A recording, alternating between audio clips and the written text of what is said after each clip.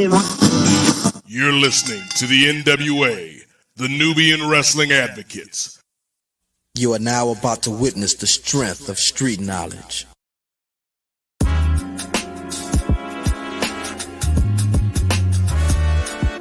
Yo, it's Righteous Reg. It's a case for the safe, keep a space for the Nubians. Unfiltered, off kilter, the professor, the godfather, post wrestling the N.W.A, not keep guessing, The views and expressions, you know the rest, it's pod excellence, get the message. Advocates for Nubian wrestling, you're listening to the best again. Black wrestling in the ring, we invested in. Nubian kings and queens, we invested in. It's for the culture and we reppin' it. It's for the culture and we reppin' it.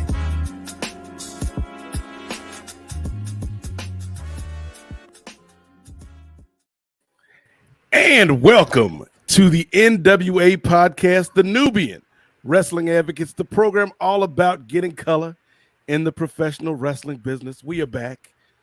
And I know you're probably out there watching, if you're watching live with us on this Father's Day, this Sunday here in June, the first Nubian Wrestling Advocates of the summer.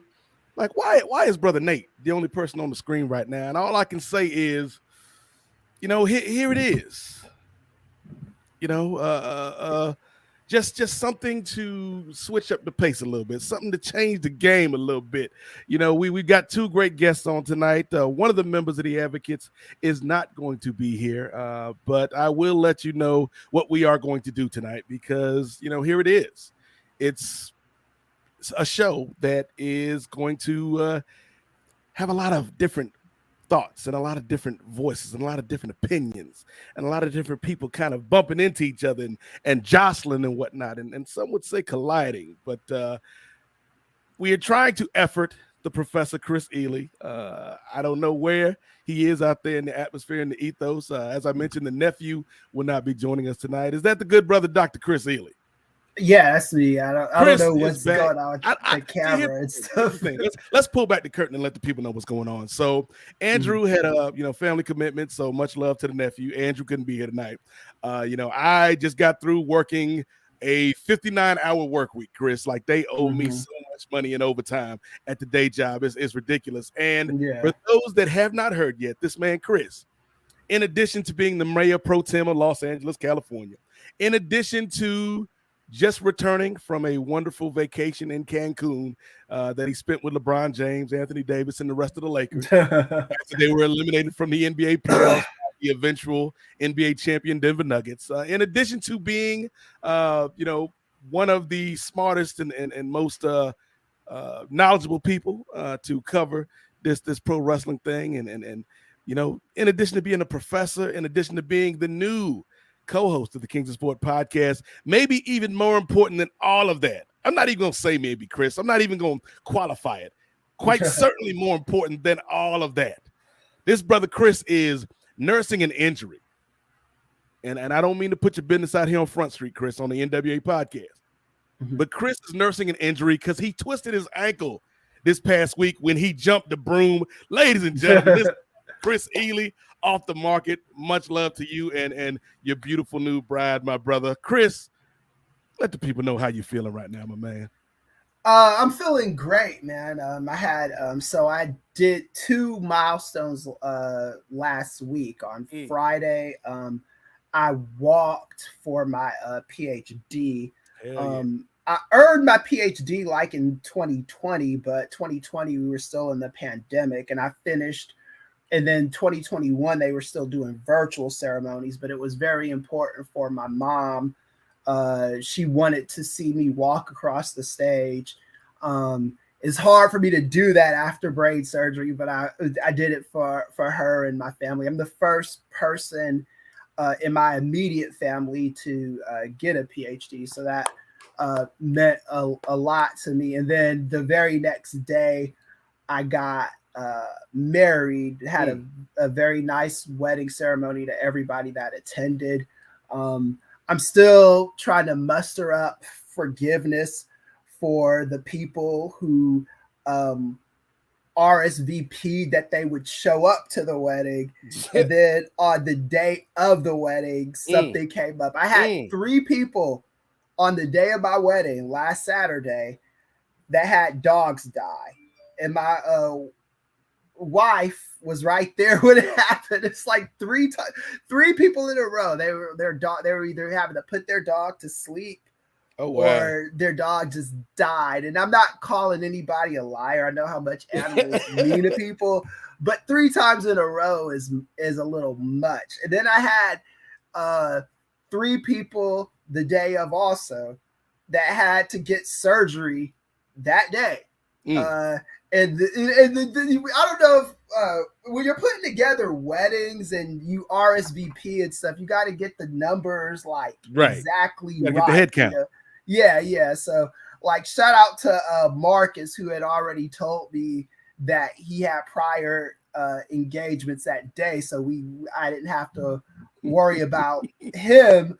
But for the people that pulled that on me, that stuff was expensive, you know what I'm saying? And me and my woman paid for the whole thing. But the wedding was great. It was beautiful. All my friends from all across the country really were friends and family from all across the country showed up. And it was just a great day, you know, one of those things where if I could bottle it up and open it up, you know, and anytime I'm in a bad mood and have it, you know, that's what I would do. It was really, really great, man. And I know that y'all were there with me in spirit. You know, it's like I know everyone wasn't going to fly to LA for my wedding. I know how the Pet Boys has you, but you know, I just it was a great weekend for me last week. I can't stress that enough. Yeah, man. Again, you know, on behalf of myself, and I know Andrew and everybody listening and watching, man, want to send a lot of love to you and the wife, man, and the rest of the family. And we proud of you, brother. You know, just from what you've gone through this past year and a half to where you are today, man. Everybody that's listening, even if they don't agree with you, because I know we got some haters in the comments. Even if they don't agree with you, everybody respects you, brother. Oh yeah, I appreciate that, man. And I'm sure I'll have some people disagree with me today. So, oh yeah, I'm sure we'll have some people disagree with you. Maybe even one of our guests that's coming on, Chris, because as I mentioned, we got 2 big guests on the program this week because Andrew Thompson couldn't make it, so we had to rally the troops, you know, to make up for the loss of the youngest in charge. And our very first guest this week is somebody who should be no stranger to the audience. And again, speaking of the audience, if you want to get in on this conversation, because we're going to talk a lot about not only AEW and what they've been doing in recent weeks, but we're going to talk about the biggest stories of the year. Because now that we're in June, we're at the halfway point of 2023, Chris. So we're going to give our picks for some of the biggest stories of the year in the sport of pro wrestling. But this man that's coming on right now, y'all probably heard him a little over, 24 hours ago. This man was watching what TK and them brought to the table last night for the debut episode of Collision. And this man stepped up to the microphone when John Pollock and Wei Ting said, we need some folks that can talk about this show. So let me bring on one half of the host of Collision Course here on Post Wrestling. Y'all know this man. We're going to take a shot in the dark and bring on his brother, John Siino. Siino, what's good, my man? What's going on, Nate? What's going on, Chris? It's an honor to be on here. When I RSVP'd, I made sure no matter what pet is happening in my life, I was not going to miss this. No surgery could have held me back. It's an honor to be on the NWA podcast. I'm a constant listener of this show, so I'm very proud and very honored to take the place of a young one in charge, of Mr. Andrew Thompson here. Well, here's the thing, because you mentioned Chris and the people that RSVP'd and didn't show up. I think that was kind of a blessing and a curse for Chris, knowing Chris, because on the one hand, it's like, damn, we spent this money that we didn't need to. But on the other hand, Siino, that's like a full table of mimosas that's just for Chris now. And we did have a lot of wedding crashers that day, too. So for real? Yeah, man. It kind of made up for himself. Like one dude was like, yeah, but we were at this other wedding and it sucked, but this wedding is wow. awesome.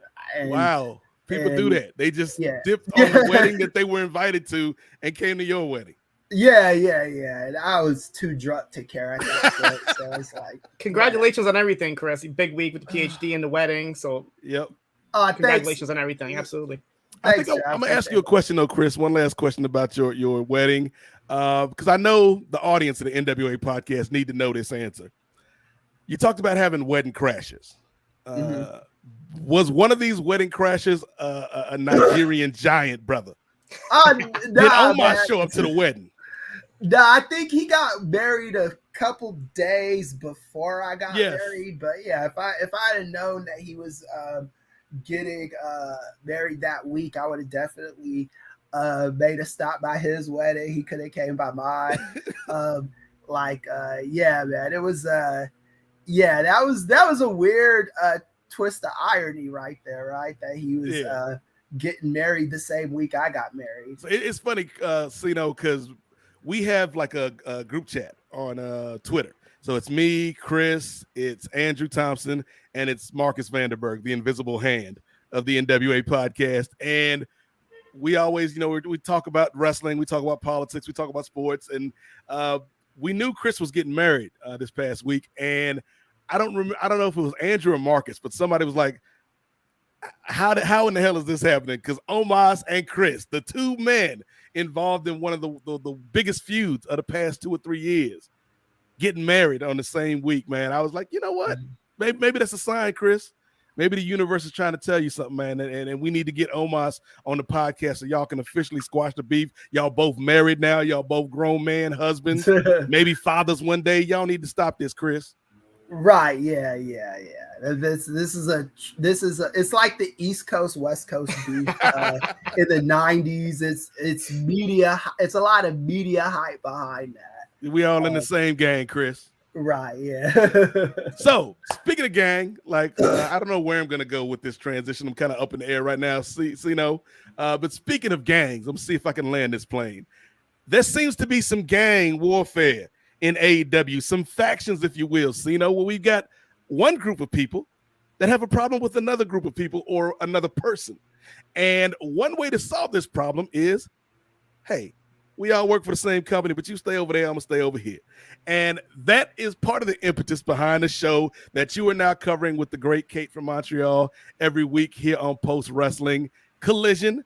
And so last night we saw the debut episode of Collision, which I was talking with SP3 from True Hill Heat yesterday. I feel like Collision is really AEW's in-school suspension, where you got all the talented but troubled teens that we can't put around the rest of the other students because they'll contaminate the classroom and keep them from learning. And so we got Punk, we got Miro, we got Thunder Rosa, we got people over here that can definitely go, but maybe there's some issues. And so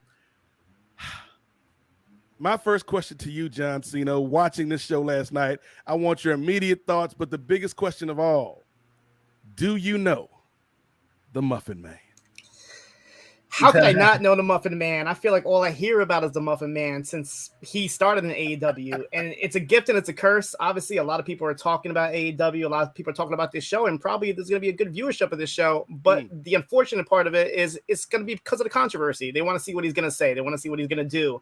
What does he have in the red bag? What's he going to, all these questions. And it's like, the wrestling was really good last night, but how many people are really talking about the wrestling? I mean, obviously they can talk about the promo, what he said, the lines, the cheap shots here or there. But yeah, it's interesting times where we have to like you said, have this after school program with all the bad kids. Like they're going to be in a different show, they're going to be in a different place, and I'm going to be in the same locker room.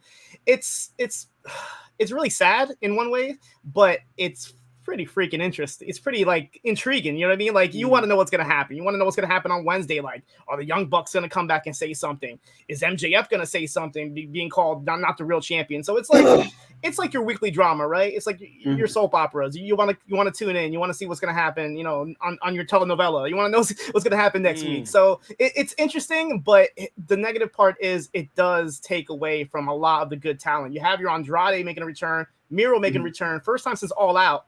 Yeah. And people are talking about them, but most people are talking about the Muffin Man. And my thing, John, is when you look at Collision, and we're not going to get super deep into the actual show itself because that's what Collision Course is for. John and Kate were joined by John Pollock for a great review of that episode. So you can go back and check that out if you're a member of the Post Wrestling Cafe. But just in terms of what I thought in general about Collision, I thought Collision was a good show. Like it's good wrestling, which AEW, like that's what they do, right? Like they can roll out of bed and throw out a show that has plenty of 3- and 4-star matches on it, you know, because of the caliber of the talent on the roster, Chris. The biggest question for me going in was how would they position Punk? Because he is the star of this show. You know, he is the coolest troubled teen in the class. You know, I was trying to think like who he's not Zach Morris, because Zach Morris isn't like a troubled teen. He's not really AC Slater. I think he's more like Tori. When Tori showed up in that random on the season motorcycle with the leather jacket. Yeah. That's what CM Punk is. I was thinking Dylan McKay from 90210. Okay. Yeah. We see it. He's the one genuine article in a room full of counterfeit bucks or whatever. Yeah, well, one Bill Phil. But here's the thing, because I think obviously we know Punk is masterful when it comes to the art of communicating with an audience. So I didn't have any worries like, oh, you know, he's not going to know what to say or he's going to say the wrong thing.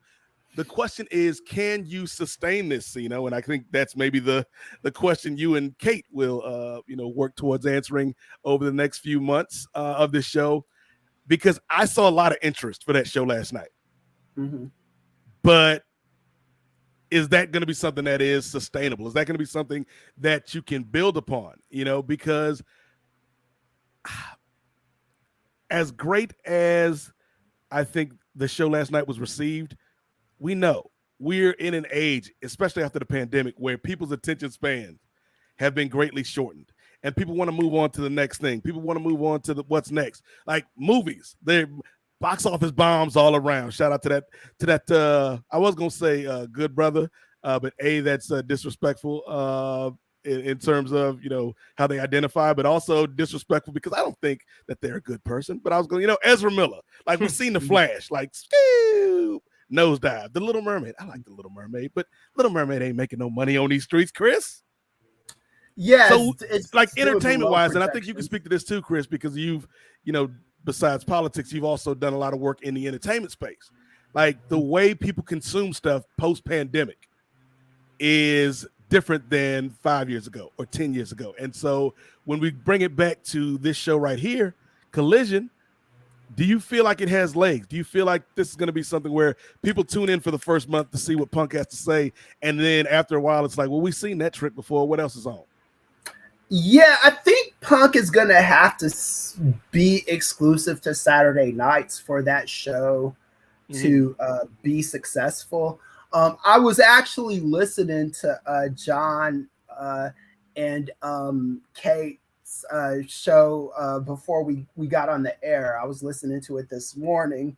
And it's just the perspectives of, and this is more of an indictment on myself than it is on Kate from Montreal, but she kind of thought that CM Punk's promo was on the heel side of things, and I didn't really see it like that. I saw his promo as more on the babyface side of things. But let me preface that by saying, when I watched the Hood Classic Training Day, I don't see Alonzo Harris as the 100% bad guy in that movie. I actually look at him as a decent guy that was misunderstood.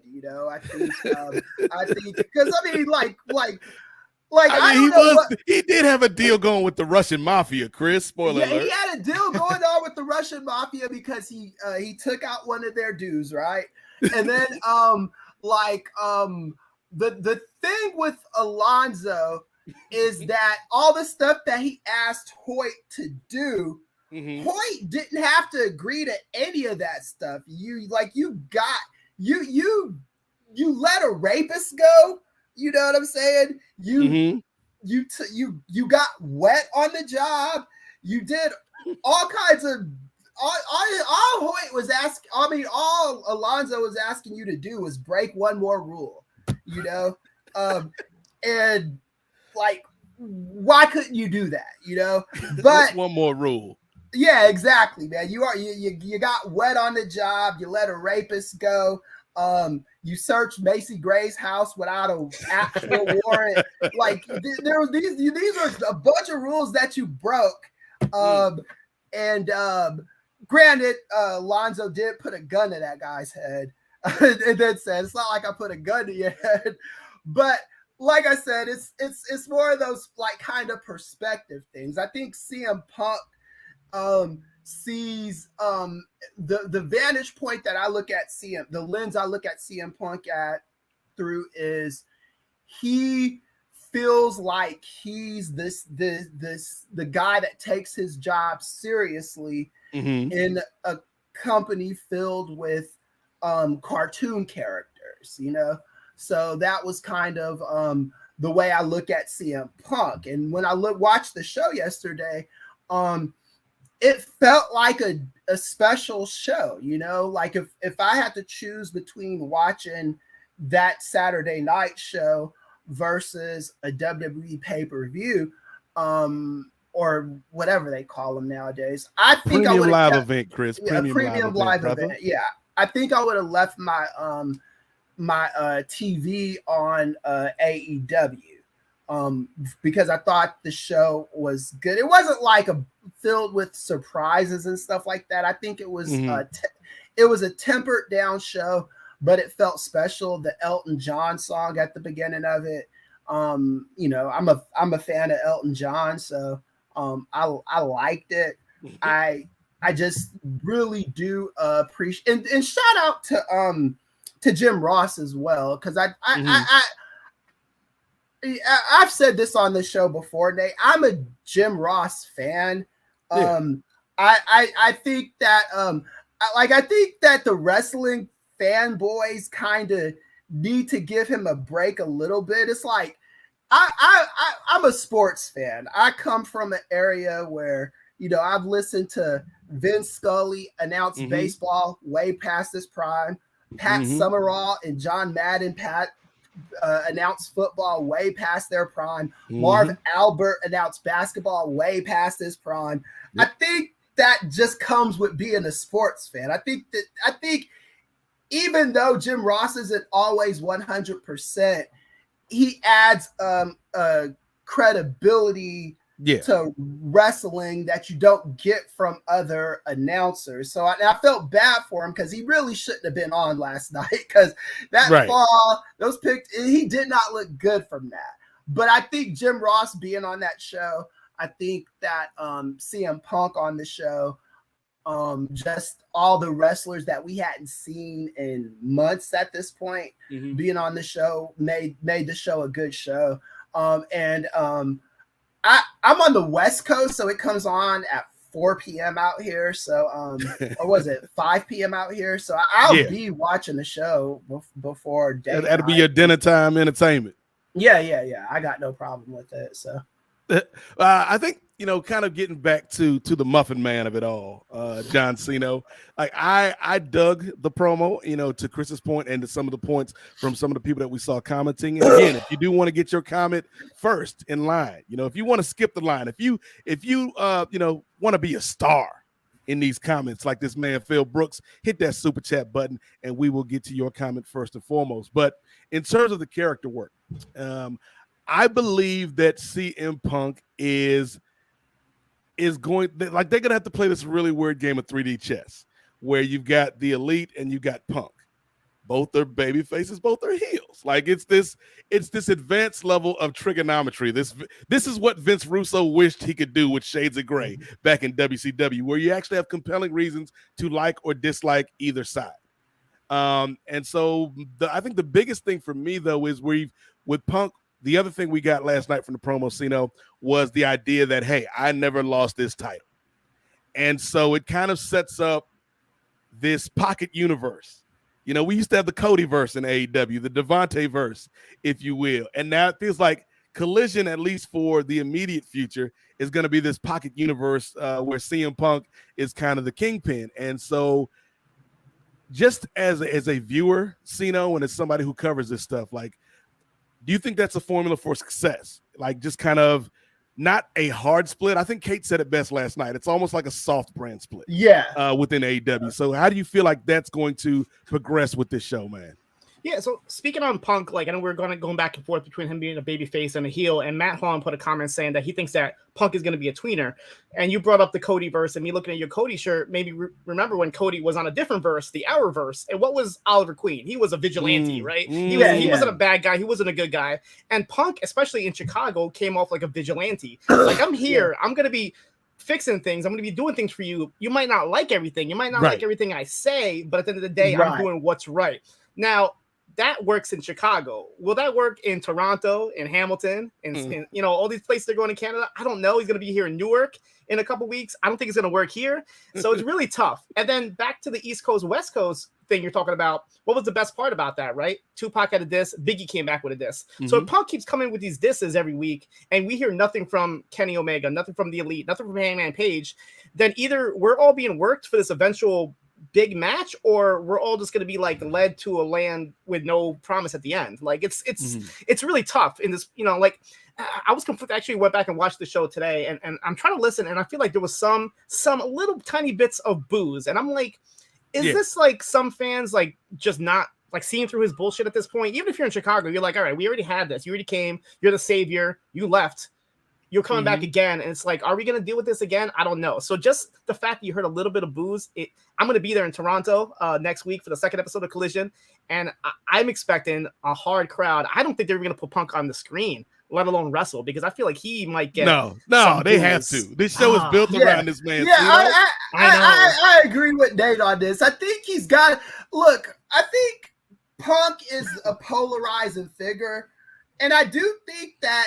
I don't think he's gonna get like. I think he'll get like 30% cheers or 30% cheers in every market that he's in. I think that's the bottom of the cheers he's gonna get, and I think that he'll get the rest of the other 60%, maybe even 90%. That will boo him, you know. But this is just the kind of figure that he is, and AEW doesn't really have like strong faces and heels in the traditional sense. They've got situational faces and situational heels depending on the situation that whoever's in. Like when Cody Rhodes needed to be a bad guy against Dustin Rhodes, Cody Rhodes was the bad guy, you know. When they were going against the Bucks were the bad guys. It's just, that's just how they do things. And I actually kind of like it like that to a certain extent. Like, and the same thing with Daniel Bryan. Daniel Bryan never turned heel or turned face. He's just whatever feud he's in, he kind of like goes with the tide, you know. It's almost the more real world kind of idea about roles, because you know when like at the job, Chris, you know, I'm me the whole time. But to some people, depending on who I talk to, Siino, they're like, man, that dude Nate is a real good dude, man, hard worker. Like I rock with that dude. You could ask somebody else, and they're like, man, he came in 5 minutes late yesterday. I don't mess with Nate like that. You know what I'm saying? I haven't changed, but the perception around me is different depending on the situation. So I never thought about it like that, Chris, but AEW does. Like they don't do traditional booking in the sense of faces and heels. It's situational booking, and I think that's a really smart call. Yeah, this man Chris he got married, ladies and gentlemen. This man Chris got married. He should be the one getting presents this week. He gave y'all a gift by breaking down Tony Khan's booking philosophy. Thank you, Chris. No, it's just something that I noticed on the show, you know, and I think that I do think that the way AEW does things, it kind of leaves it to interpretation who the bad guy is, who's the good guy, especially in that media scrum, right? Because I've heard at this point we've heard every single perspective on that, right? We've heard well, Punk was the bad guy because he should have did this, or the Bucks were the bad guys because they should have did that. And it really just depends on what your outlook is. I think everyone agrees that Punk acted crazy in that media scrum. I think that, but then the other side of that is, was he driven crazy in that media scrum? You know, did Hangman Page, was it proper for him to, you know, it's so many different layers to this. Eventually TK is gonna have to kind of, if they haven't worked it out already, they're gonna have to figure something out, you know, because it is kind of, it does get confusing, you know. But right now, the way I look at it is, this is TK's problem. This ain't my problem. This ain't our problem. This is it's their job to muddle through this rocky terrain and figure out who fits where. And if they can't do it, then the show's not going to the show's going to be a failure. You know, real simple. Well, here's the thing, Chris, because I agree with everything you just said right there. But also, whenever we talked about this, you, me, and Andrew, like, could Punk coexist with these people? Was he going to come back? My answer from the jump was always like, yes, because it makes the most financial sense. And, you know, we all want to believe that, you know, the people that we watch, the people that we cover, the people that we root for are principled people, Siino. Yeah. But at the end of the day, you know what I'm saying? You a hip-hop aficionado. Cash rules everything around me. And so from a financial standpoint, it just makes sense for CM Punk to come back. Not only that, but Chris, you say, can they work together? I say they can work together. If for nothing else, then there's a lot of money to be made if we translate this stupid, ignorant thing that happened backstage and translate that to an on-screen wrestling feud. Like, that's money right there, man. And it's something people can sink their teeth into. And yes, it's the old Chris Rock joke, you know, with Jerry Lewis, and he had the kids on the telethon. He's like, just lie to me, Jerry. Lie to me, Jerry. Like we know, you know, that this, at the end of the day, these are guys working in a professional capacity, but lie to me. I want to feel like this beef is real, Siino. And so I think, to me, for all parties involved, it just makes sense to work with somebody. Even if you can't get along on a friendship level or a personal level, professionally, man, there's so much money in this thing if they can keep it together. Yeah, and that's one of the first things he said in this promo, right? It's like, this is a business. And even in the ESPN interview with Mark Raimondi, he was talking about how he tried to like patch things up and whatnot. But then he said he was getting frustrated with everything, right? And this is that with the injury on top of it is what made him blow up. He apologized for that. But he says he's trying to apologize. So now it's like, yeah, you're making the guys on the other side with the elite, you know, be like the bad guys because they're the ones not like trying to make up with Punk. But you know, if it was up to Punk, yeah, make business, you know, make real bucks instead of counterfeit bucks. Right. And if you ever watched Cobra Kai, that Johnny on that show, like when he tells his version of the events from Karate Kid Part 1, he tells his story like he's the good guy in that story, right? Right. And I think that's just kind of what we're getting with the Bucks and CM Punk. I'm sure that each side, the elite guys and the Punk side, I'm sure they think they are right and they are the good ones in that situation. And you got your guys like FTR who are taking sides. You know, everybody in the company's kind of like, you know, taking their sides. You got certain announcers who are like, hey, I understand what Punk was saying, and you know, just people trying to keep the peace. This shouldn't be that complicated, man. I think at the end of the day, and if you look at from an outsider's perspective looking in, if I told what the story to some non-wrestling fans, they would think this is pretty childish. They'd be like, this is some dumb wrestling shit, you know. It's like, if if I just present the story as it is to them. It just you just can't bite somebody at the 9 to 5, Chris. You just can't bite a motherfucker at the regular job. Yeah, that was a little nuts too. But I mean, it's wrestling, you know what I'm saying? It's like, you know, whatever. And I still and there's still like a bunch of like a lot of this stuff that we've heard is a lot of conjecture and nobody confirming anything, you know, like we get Meltzer confirming something and Keller confirming something, but it really would be nice to hear from the people involved in the situation. I mean, real talk, no, Chris, you ain't gonna hear nothing about this until like season 7 of Dark Side of the Ring. Right, yeah. We gonna get a dope recreation, Siino. And that's what's upsetting. I mean, we lived through a world where, you know, Matt Hardy, Edge, and Lito ended up working together after what happened with them. So it's like I don't like every time Tony Khan, he can't speak about it. That's the main issue, right? He can't speak about it, but he doesn't speak about why he can't speak about it. And now we're all like in this abyss, just lost about everything. And it's like, I don't know what he can do or what he can say, but he is the only man that has that position to actually put them all in the room and make them work, not force them to work together, but they're like, come on, at the end of the day, how much money are we leaving on the table here? And it's like, I feel like maybe he did. I don't know, because we don't know, right? He won't tell us. So maybe he attempted it and then one side just wasn't with it. The other side was with it. But like somebody said, Matt, you know, Brett and Sean ended up working together. So it's like, are we going to eventually get this in 5 years when nobody really cares? That's going to be like my main concern. It's like, you have to do it now while the iron's hot, right? You can't wait too long. Like, there's contracts coming up soon, right? Who knows? Like, next thing you know, the Bucks are going to jump over to WWE, and then there goes that, right? So it's tough, but you have to try your best. And there is a little inkling with him with that counterfeit Bucks line.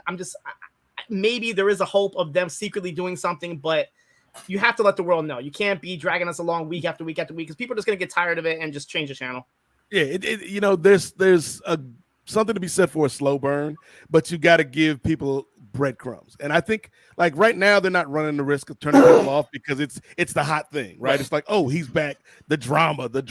And so I think, you know, they can kind of let it simmer for a while, but eventually you are going to need to start dropping those breadcrumbs. And let's stay on that track, you know, and let's expand, because Collision is like not the only big thing going on with AEW right now. Like they've got so much going on, you know, whether you're talking about Forbidden Door, whether you're talking about, you know, these other shows that we've got to start promoting and start building to. So I would say, just for me personally, while I've enjoyed AEW like the past year or so, it feels like it's just kind of become, you know, something comfortable. And now it feels like, okay, stuff is starting to happen now. Not only we have Punk back, we got this new show. Now we've got like 3 nights that AEW is on TV. It's still way too much TV because people ain't got time like that no more. So, you know, we ain't in the pandemic no more, brother. But I feel like there's a lot of forward momentum. So what are you most looking forward to besides Collision every week, man? Like in terms of AEW, what's on your agenda? Yeah, I mean, they have this Owen Hart tournament, and now they have a lot of people in the company that weren't there last year that have more of a connection to him, like a Jeff Jarrett, like a Jeff Hardy, that you can definitely do more with that. And then you have All In, right? You have this one of the biggest shows ever in Wembley. I still don't know how I'm going to watch it because they haven't said how I can watch it. I'm not flying to London. I'm sorry. Like, I can't. But that's coming up. And then the week after that, you have All Out, which I think is going to be back in Chicago. So you have all these shows coming out back to back, plus this entire run they're going to have in Canada the next couple of weeks, plus the new Collision show. Plus you got all these faces showing back. We still haven't seen Thunder Rosa. I'm sure she's probably on her way back. So it's definitely very exciting. And they definitely needed this because there was like the beginning of the year where AEW was kind of like having a little bit of a slump. And at the same time, WWE was getting a lot of momentum. You had Cody, you had the Bloodline storyline, you had a lot going on to the point where AEW wasn't like the sudden choice like it was before when people didn't want anything to do with WWE. Now it's like, all right, I don't have to watch AEW if nothing's really happening and my favorite wrestler is not on Saturday nights or whatever. I can watch SummerSlam or whatever the case is. So they definitely are in the right direction and they need this. I think this is the perfect time for them to start like revving it back up. And like you said, going to all these big shows with Forbidden Door and All In and All Out is definitely the right time to do this. And bringing in these faces like Miro and Andrade definitely helps out because we haven't seen these guys in almost a year. Yeah, I think that's the one thing, Chris, you know, because some people could say 3 shows is a bit much, you know, but they do have the roster for it. Like the roster is so jam-packed that to try to contain all of these people and give everybody their fair share of time on Dynamite and Rampage, like it just wasn't going to work. So now that we've got another show and, as we kind of joked about off the top, a show kind of for the wayward youth of AEW, I think it's a good thing, Chris.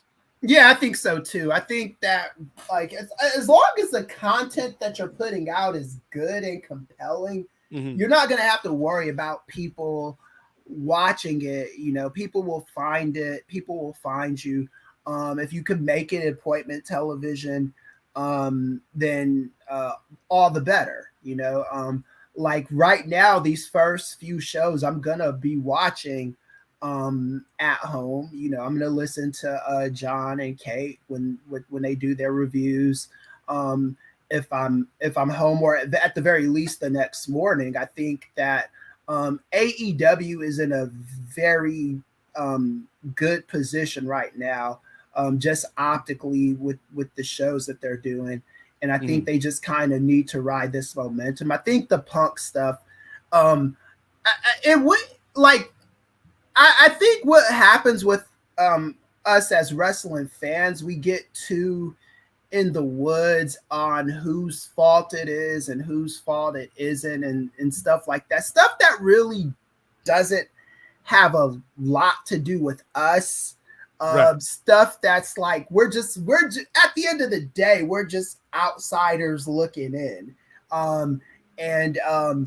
It's really up to the management at AEW to fix this and make sure that nobody is hurting anyone else in the ring. Nobody's saying stuff, the personal attacks and all that stuff, make sure all that stuff is on the up and up, and I do trust TK to be able to do that to a certain extent. Like I look at the media scrum last year, and I could just chop that up to a bad day and bad moods from a lot of different people. I don't really need to. I'm not gonna hold that against CM Punk forever. I'm not gonna hold it against the Bucks forever.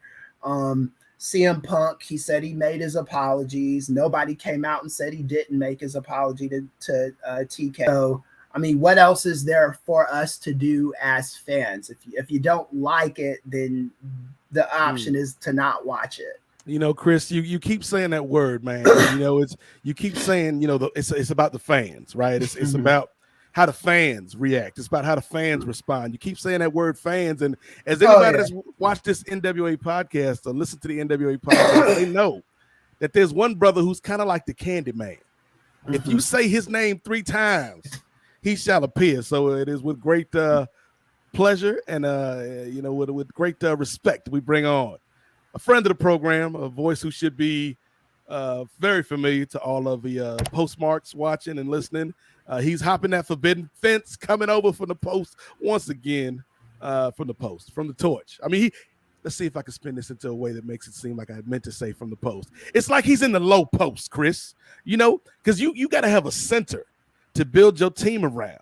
And Rich Fann is somebody you could throw the ball to in the low post, and he's always going to score because this brother don't miss. Ladies and gentlemen, I give to you from the torch, the one and only Rich Fann.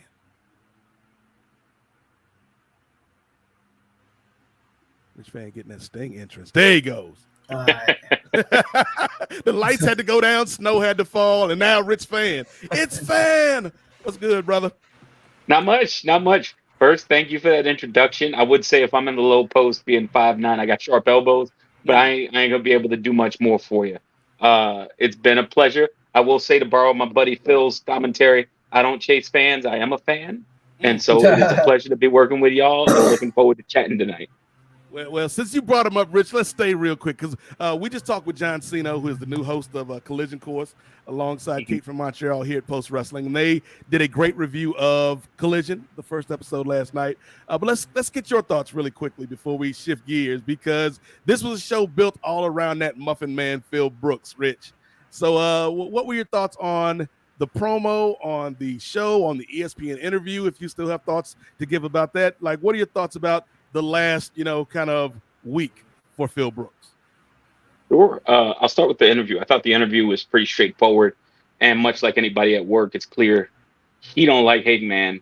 Hangman don't like him. They don't need to be in each other's secret, like snowflake or whatever you want to call the holiday party. Like, let them give gifts, because it's gonna be awkward. In terms of the show, I heard you guys as I was driving home from my grandfather-in-law. So we just say my grandfather house. Papa Gilmore, happy Father's Day. 93 years young, and thanks for the postmarks and from those of y'all that sent in a birthday card from a couple of months ago. He really appreciated that. Shout out to Papa. Yeah, he's a good dude. He's a good dude. I told him what I was doing. He's like, "Oh, have fun with them brothers, Rich." And so he's Papa Gilmore. If my wife heard it, that's one of the few people I can imitate, and I feel confident in doing it.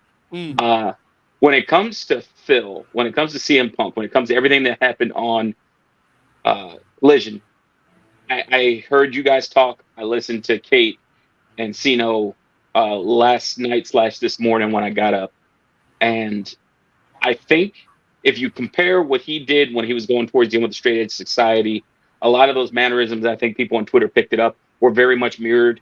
And in WWE, it was a big bonk on the head. If you don't drink, you're a heel, and you're just scumbag, straight edge hippie teaching people what to do. In his case now, I think, like you guys said, he's going to be whatever he needs to be at the show he's at. And I like the fact that he said he is who he is. And I'm not too disturbed whether or not they go or not with the Bucks, or it seems like breaking down the foursome, him and Hangman. Nah. Yeah. Him and Renee, still cool, but that's a man you're talking about, so you got to put respect on his name. When you talk about the Bucks, it's on site. And then I think him and Omega nod, and he realizes Omega has to kind of bow up, be cool with the Bucks and Hangman. But they can, him and Larry, Larry will even nod at Omega, and then just, they cool. That's how I would power rank them. And I thought the show was good. I thought the show was a little different from AEW's regular fare without it not deviating from, as you said, the 3-4 star stuff. I loved the way that they introduced Miro and the salute. I thought it was Mother's Day, the way that my man Andrade and Buddy were out here trying to do a salute to their ladies in the middle of the match. Who can be the most wife guy between the two of them? And Andrade won. So I appreciate that. And I'm looking forward to seeing what happens next. You guys are going to be in, or at least I know Siino is, he's going to be there to see it and kind of give that report. But for me personally, going forward, whatever happens on Saturday, I think the most important thing, and I want to give Bucks credit for this, is you're making money and you're making time for people who need it. Removing their issues on the plate. We needed to see more of Miro. We needed to see more of Andrade. We needed to see, if Tony's paying the money for these people, you got to do that. And then, as I mentioned to somebody on Twitter, if you're in that group that feels like, he crossed the line with some of the stuff he said, he's on a show, as you mentioned, Nate, that's in-school suspension. But the principal made a special in-school suspension, so it ain't going to be on his record. Right. It's like the gifted program, but it's but is it? Yeah. Go ahead, Chris. No, the thing about in-school suspension is it, at least in the places where I lived, is it doesn't go on your record.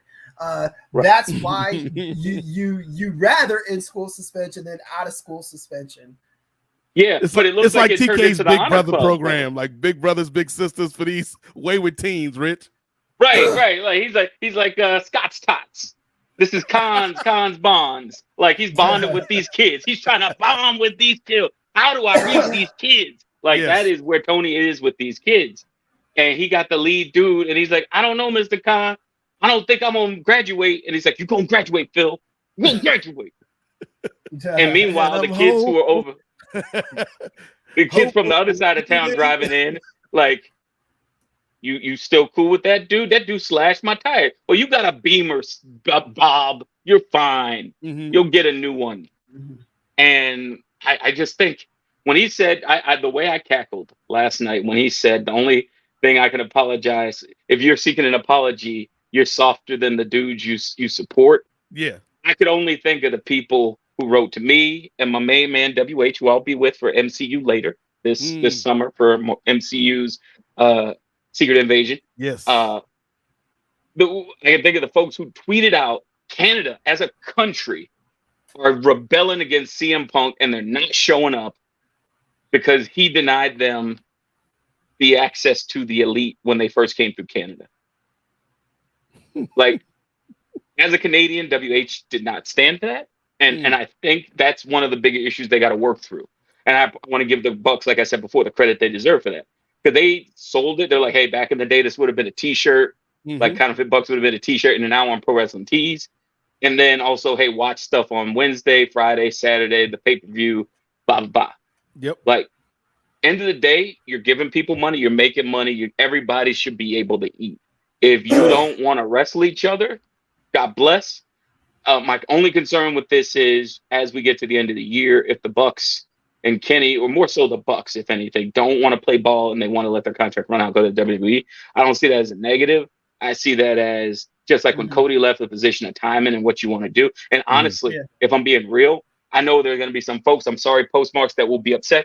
I think it might be better if they do leave, so that way there are no more EVPs and Tony can just be the boss, because I think that's the biggest issue.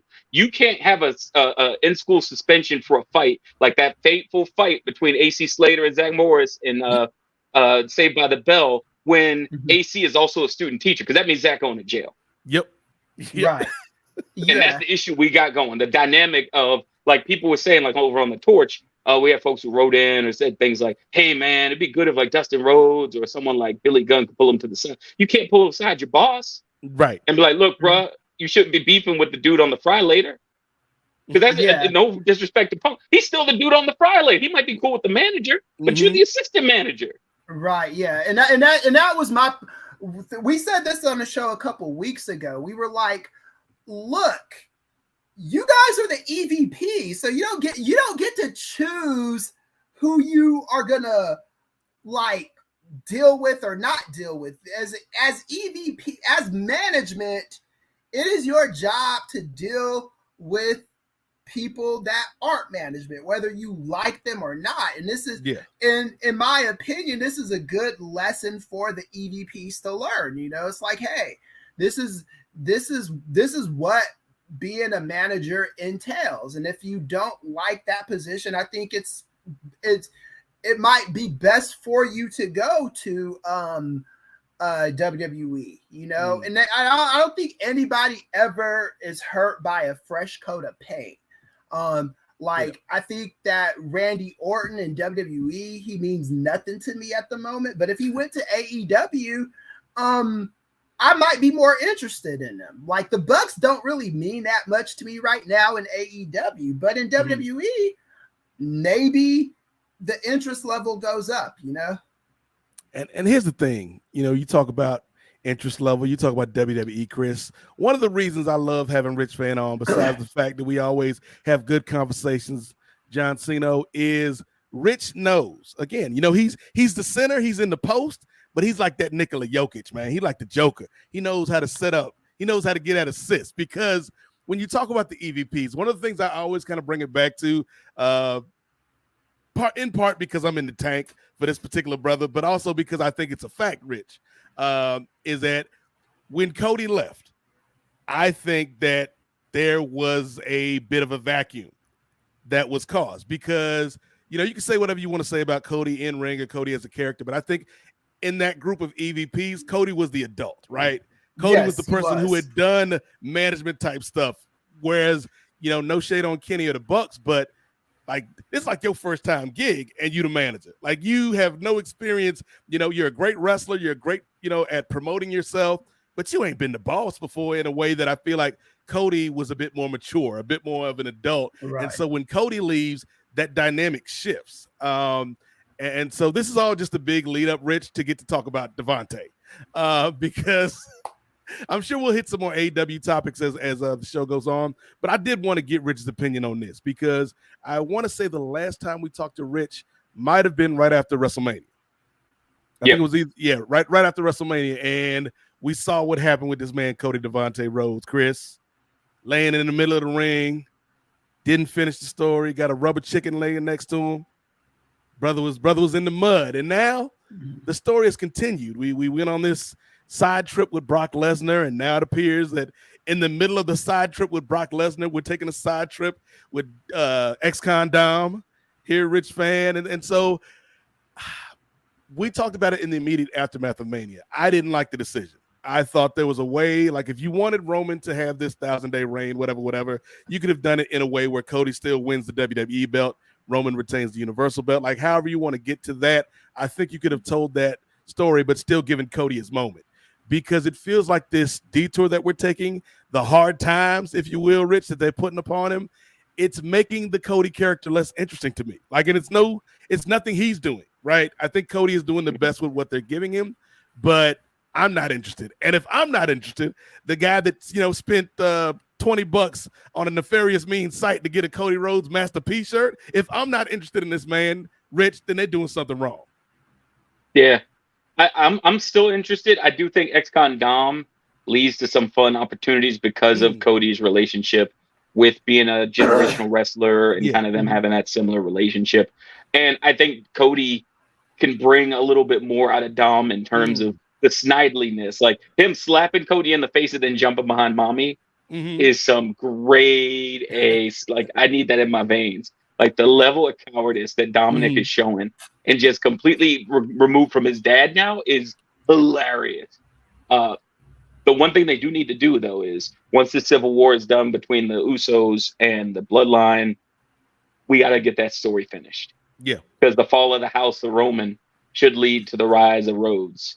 And, I mean, we were just talking about AEW. If we get to the end of the summer and Cody Devante Rhodes is leading us as, much like Martin on that fateful day, Cody's dream gets realized and he gets to raise it up and talk about, Black, white, Asian, Latino, everybody united. And he's got his new Codyverse title where it's just, all the flags. When that day comes, it will be a glorious one. But until then, I don't mind the DVA because I think between Brock and Dom, you're giving him fun, I'm a main eventer things that WWE would do with a top guy. We're seeing literally the same thing happen on the same show with Seth and in the same stable with Seth and Balor.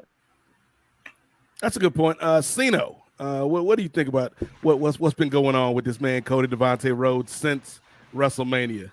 Yeah, I mean, I was disappointed he didn't win. I thought it was a perfect opportunity, but after it was said and done, and I kind of sat on it, slept on it for a little bit. I'm like, okay, if the plan is to wait till the following year WrestleMania in Philadelphia, they definitely better have some good things planned for him. And they got Brock Lesnar, they got Dominic Mysterio.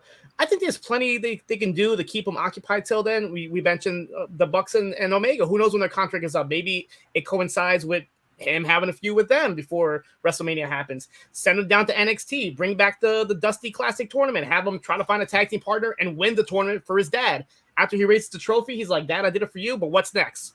Finish the story, right? There's plenty you could do as long as it's outlined correctly until WrestleMania. You just got to keep people interested. You got to keep it in the back of their minds. You have Money in the Bank, right? Whoever wins Money in the Bank, maybe have Cody eye him and be like, hey, I could use that right now. So there's different things you could definitely do, but you just have to keep people intrigued the entire time. And I think they're still keeping people intrigued with the Bloodline. People were kind of down on that for a little bit, but now people are kind of getting back into it. Now Jimmy and Jay had a little beef, and now they're going to have a tag team match. So there's definitely a lot you could do. And maybe that's what it's going to take for Roman to finally lose. He's going to have nobody. Solo's going to leave him. Heyman's going to leave him to the point where now Cody's like, aha, now I can smell the blood. Like now it's time for me to finally get the title that I always wanted. Chris, as somebody who recently completed some long-term booking, when you jumped the broom, brother, like that's a story that's been building for a long time. What do you feel about the latest chapter in Cody's story, man? Okay, I'm gonna try to say this in a way that's not gonna get the NWA faithful that mad at me. Cody Rhodes is starting to get on my goddamn nerves a little bit. Whoa, Chris. Wait a minute, brother. A little bit. He needs some new shtick, man. He's every week coming out there with the so what do you want to talk? It's getting late. Wow. It is starting. I don't think the fans. Chris, hold on, Chris. Chris. I'm gonna let you finish, Chris. I'm gonna let you finish, but I need to have a sidebar with Rich Fann while everybody's on the screen. Rich, I can't believe he doing Devante like this the day before Juneteenth. It ain't right. Father's Day and the day before Juneteenth. Father's Day, With Liberty hearing her dad get slandered like this on the apex of days. I hate doing it. I really do, but I have to call it like I see it, man. And this is starting to. I could see. This is a kind of a warning because I can see this going left, pretty fast. What's Steve saying? The good brother Steve Willie checking in. Chris. Working on your opening statement for your next dissertation. Yeah. I'm just saying. I think that Cody is now. They're getting into territory. Fortunately for him, this is like the Cena stuff, right? Because right after Cena's feud with who was it? JBL. He entered in a feud with another hated guy, right? And I think putting Cody in a feud with Dominique, I don't think anybody's gonna boo Cody against Dominique. But I think if you put Cody in a feud with somebody like Damian Priest or put him in a feud with Gunther, I could see the fans turning. Or if you put him with Balor, like I think, like, not Balor, Seth. Like I think if you put him in there with Seth right now, Rich, that might be a 50-50 crowd. Yeah, and I think I think this is exactly the opposite direction that they should be trying to go in with Cody. I think they need to maintain as much fan support for him as possible so he can finish the story. You know, I think some of the more goofier aspects of stuff, like, because this is what happened to him in AEW. He started off fine in AEW, and then he got a little too creative for his own good, and the fans started like to reject some of that. And I can see this happening with him in WWE if he's not careful. I'm not. This isn't me wanting this to happen. This is just the trajectory of how I see this going. Rich, Chris's slander aside, and again, I'm glad that you brought it up. Father's Day, Juneteenth, like this is what we're doing to this man, Cody Rhodes out here, Chris. But Rich, I think that my biggest fear when Cody came in was we knew initially he was going to get that great reaction. How sustainable would it be within the framework of the WWE? And to my surprise, like Cody's still hot. I think though my worry that's starting to creep in a little bit now is the longer we prolong this. Like, is this going to be something where we do it up to SummerSlam? Is this going to be something that takes us till next year's WrestleMania? Like, I don't know. I don't have faith in the bookers, is I guess what I'm saying, Rich. Like, I got faith in Cody. Like, I think Cody can do well with the material he's given. The question is, do you feel like this is something where we can sustain this story over an extended period of time, even if it has to, conclude at next year's Mania? I didn't even think about next year's Mania because I assumed, especially with everything going on money-wise, Rock would want to kind of trip over himself to get in there and kind of make things, especially before either his next Hobbs and Shaw or whatever he's doing with the Fast Universe to kind of get back in the good book, so to speak. He hopped back over there quick. Yeah. And just like a good pro wrestling feud, we didn't hear about it, and then we get that stinger, and boom, like we back, or we're as back as he's going to allow himself to be. When it comes to Cody, think about the adage that terrified me when I first started doing shows over at the Torch, where, wherever you are right now, you're someone's least favorite podcaster, and they're just like, I'm turning it off instantly. I think they have to accept that going forward in modern wrestling, there's always going to be a faction, regardless of company, that your top guy is not going to be liked. It's not going to be like you all mentioned, like at the lowest would say Punk, it could be like 20, 30%. Cheers. I think it's not going to get lower than 50, maybe 45 for Cody. But if they're cool with him being who he is, they're going to be fine because the engine will get behind them and inertia will take over. We saw that with Cena. We see it with Roman. Yep. Roman's evolution into the bloodline. Roman, like, as much as we love him as the toxic boyfriend from you as a pro wrestler, when he has that babyface turn before he rides off into the sunset, that's going to be even more glorious for him. Yep. Everybody's going to love him except for Jermaine. Right. Well, I mean, listen, I love you, Jermaine. But he and I tried to have a heart-to-heart about Flash this weekend. And he thinks there are forces outside of the universe's control that are conspiring against DC. Right. And I told him, it's like he's like, there's Marvel folks, like y'all Marvel folks. Like he's like, you watch anything. Because I watch Flash. Yeah. But it's just like I said with AEW, and just like if Cody, if there's a bunch of people that say I'm not going to this house show because Cody Rhodes is champion, you're biting your nose to spite your face. Like, what are you doing? If you want to do the stuff, like, remember they did it with Cena, where folks would be silly enough to sit in the front row and start reading books. If that, you just paid $200 to do that. Congratulations. Like, you played yourself. And so for Cody, if he stays on track, if he does the silly, corny, baby face, top face things, he'll be fine because you have room for that now. You have the anti-heroes. You have Kevin Owens, who are the super meta people. You have the Miz's, who are now, as I mentioned, the Wade this week. He is the same age and same longevity as the vets who kicked him out and threw him in the bathroom. He's now that old head that's in the room. And you can have those guys. And so it's fine, but they just have to make sure when they're telling the story, they avoided the first mistake. They didn't give him the new belt, right? Yeah. They have him in this match. There's no guarantee he doesn't either jump into the Money in the Bank or beat the the briefcase holder at some point, and he can call his shot beforehand. I don't think they'll go all the way to Mania, in my opinion, even though having Liberty ring the Liberty Bell after winning the title would be what I would book. Oh, that's perfect. Because she'd be old enough to do it. And she would have one of those little, like baby Sapphire, like USA outfits, like a jumper. And then I got a whole booking in my head right now for this whole wonderful thing. But end of the day for Cody, just keep him being this. Let him have these matches, but make sure you never define him down into this is a placeholder. Because the second you do that, all that goodwill you put in him is getting flushed. Yep. Yeah, and I think we need to take a pause for the cause.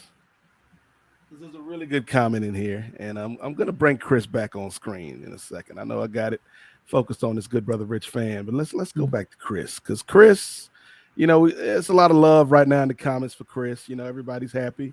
At the news of your nuptials and at the news of you with the walking the stage, Kris. Everybody's happy for you, Kris. But you're not above criticism, sir. Right. You're not above reproach, Kris. And I feel like Brother Raphael speaks for all of us, man. This Devante slander is blasphemous, Kris. Right. You know better than this, Kris. Come on, Kris. Look, man, I'm not. I have to call things the way they come off to me, and that's just how it is. And I like Cody, and I want Cody to win. Come on, Kris. You the same man. Last time we did the Kings of Sport, that was not giving up on these Lakers, even though they were down 3-0 and already packed for Cancun. You didn't give up on LeBron and them. No, give up on Cody? I actually did give up on the Lakers before that. Look, I'm realistic on these streets, man. And like the Cody thing, I really do want him to feel like a fresh character. But I'd be lying if I said that I don't see this going the route of if Lex Luger. I could see this going that way. I could see them. Like you can only dangle a carrot up in front of a carrot for so long before people get tired of somebody. That's what happened with Luger. Cody Rhodes is way more compelling of a character than Lex Luger, but there's got to come a time where he wins one of those belts. I don't even care which belt it is at this point. I don't know what's going on with any of them. I know I don't like the new one. I think it's ugly, but hell, win one of them, man.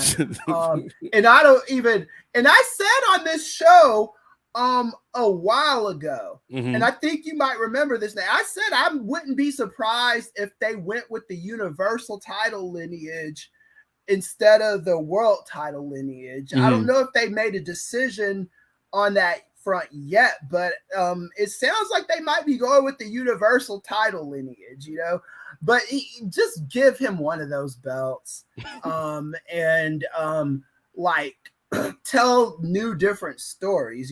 I think we're at the point now where if you watch the old Batman movies or the Avengers movies, there's always a different the villains have to level up, because if you're not wrestling anybody new, what happens is this is a trope in fiction, what they call villain decay, where the guy, all of a sudden the new baddie comes along and is like worse than the old one, like you level up, like Mortal Kombat, you got Shang Tsung, and then the second one is Shao Kahn, and then it's the villains have to get tougher and stuff like that.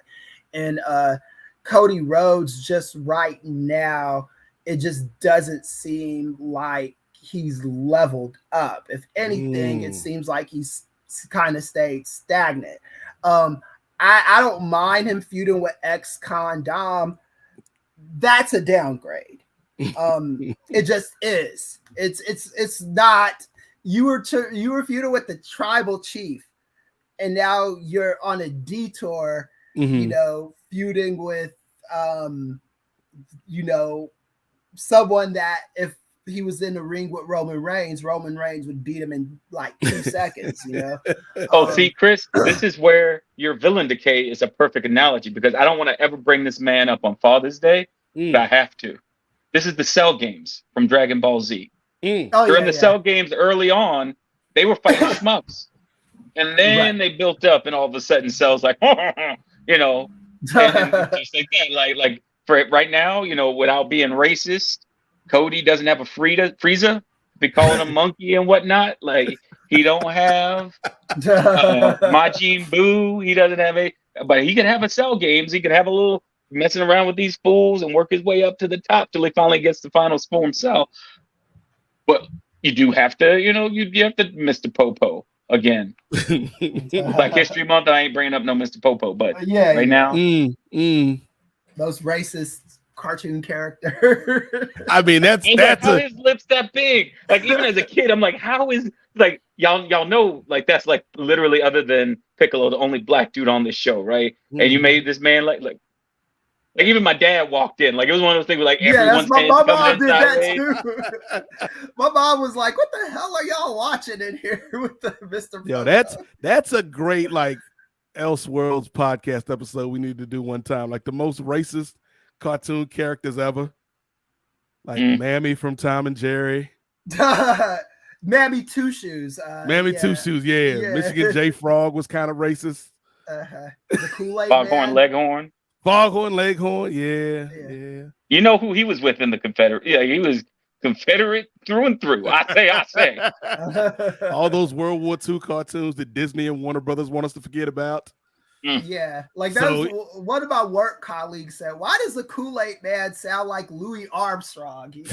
Like Hong Kong Fooey. Was Hong Kong Fooey racist? I kind of like Hong yes. Kong a little bit. I mean, just say the name enough. That it's like that's enough. I mean, yeah, he was cool though. Yeah, but It is Hong Kong what it Fooey is. to me, Rich, and again, we'll get back to the wrestling here in a second. To me, Hong Kong Fooey falls in the General Lee category, where the General Lee is racist. But in the context of the Dukes of Hazzard, I used to love the General Lee. Right. Now, if my neighbor pulls up with a General Lee, that's a warning sign. That's a red flag. But if Bo and Luke have it on TV, that's fine, Rich Fann. I had this conversation with one of my aunts about the General Lee and the Dukes of Hazzard. The Dukes of Hazzard hated the police. Mm-hmm. They were beefing with the cops. Yep. Roscoe P. Coltrane. Somewhere along the lines, even Smokey and the Bandit and shit like that. You know what I'm saying? Mm-hmm. Somewhere along the line, these right-wingers turn the cops into the good guys, but that's not how it's always been, you know? Mm-hmm. Yeah. Eastbound and down, man. Yes. Loading up and trucking. Just woo. Like I would listen to the point, to your point, Nate and Chris, and I'm sorry, I've as always derailed something. My dad had a CB radio for a couple of years when he was driving long distance. He was commuting. And that was all we would straight up east, like, we got any local Smokies? Like, what we got going on here? Check over. And I thought about like, if I said somebody, if I had it, it would be in my garage, much like Kit from Knight Rider, waxing it every day. But if my neighbor came through, put up a Trump 2024, and I was like, That's why they can't make a remake these days. It'd be too polarizing. They did. I mean, the movie I appreciated by the guys who did Broken Lizard, because they had a scene where the General Lee got stuck in traffic in Atlanta, and they caught it from everybody. And he's like, it's cultural. It's not hate. And they were just like, I know you ain't driving to Atlanta with this on your car, mother. Right. Like, oh yes. Shout out to the Dukes of Hazzard and that one specific use of the Confederate battle flag. It's a very narrow parameter that is allowed, Chris. But speaking of history, let's talk about some recent history, because one of the reasons I wanted to have Rich and Siino on the show tonight is we are in June. So we're officially at the midway point of 2023. So I want to look back and let's talk about some of the biggest stories of the first half of the year. I mean, obviously, the biggest story of the first half of the year, it's most likely going to be the biggest story of the year at the end of this year. Is, you know, what happened with the WWE and Endeavor. I think another big story, I'm trying to think the biggest story just off the top of my head. We've also got the WWE merger. We've got the kind of upheaval. I don't know if upheaval is the right word I want to use, Rich, but the kind of shifting landscape of TV with Warner Brothers and how it affects AEW.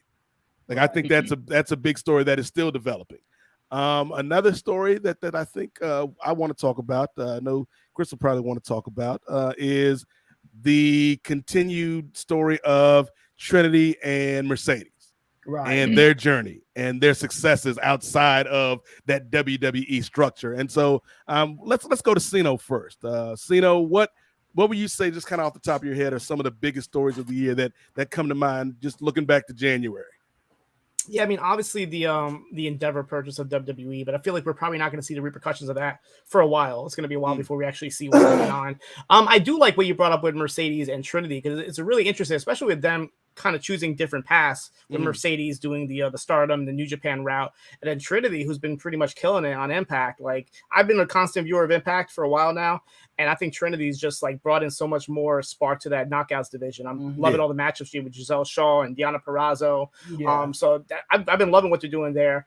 But yeah, just like and like the what if, right? When Mercedes, like, they keep bringing her up. I know Kate brought it up, how they keep bringing up Mercedes on AEW. So it's like, was she supposed to be in the Forbidden Door buildup? I feel like she was, and I feel like she will be involved once she's healthy and ready to go. So that should be a real interesting thing. Like, that's going to be one of the biggest stars that AEW has signed in a while. It's somebody who has, like, outside of wrestling, you know, celebrity status. It was like a Sasha Banks, Mercedes Moné. So bringing her in, how they're going to be able to utilize her, like, it can't just be a one-off, right? If you're going to bring Mercedes in, you got to have like a pretty big build behind her debut to AEW.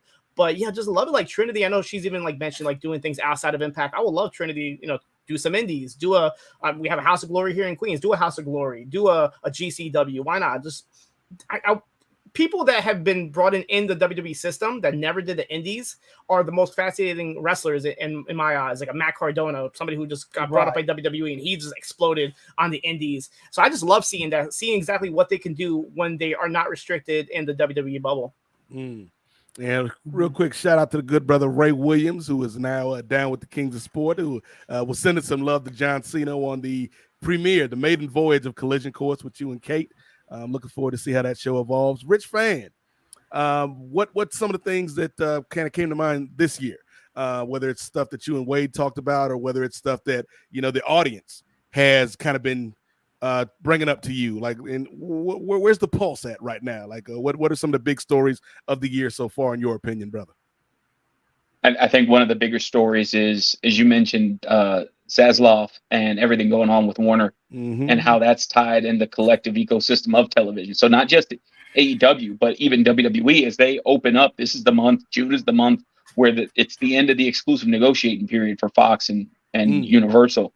And so if they get a Disney, if they get, heaven forbid, a Warner that decides to hop in the sack, how does that affect AEW? With the thoughts of, as my man Jermaine was talking about, one of the biggest issues I thought this weekend, not just with the Flash movie, but with the Flash as an existing entity, is they had banked on that to make good the canceled shows and the fired personnel they had most of this year. And it is going to do poorly. Right now at $55 million for the weekend, they are not going to clear it. This is going to be a net loss for them. And it's making less than Black Adam and Hitman. It's really bad. And David Zaslav and all those fools owe Dwayne Johnson an apology. I will say that, because they made him out to be the bad guy in a situation where, if I'm The Rock, it made perfect sense for him to make the decisions that he made. Like Zach Levi, I'm sorry, but if it was me making that movie, we talk about Chuck. Chuck. Chuck. Yeah. It would have been Henry Cavill with the cameo in the post-credit scene, because Henry Cavill was Superman, and Henry Cavill is the biggest star in that DC universe. So I didn't like all the whole thing around this where, Dwayne Johnson is being a diva and this and that. And his movie, since the pandemic, is the only one that's made any fucking money. So I do think that Dwayne Johnson is owed an apology. That's my opinion. Well, and to that point, Rich, before we swing it back to you, I feel like The Rock made a power grab because there was a vacuum, right?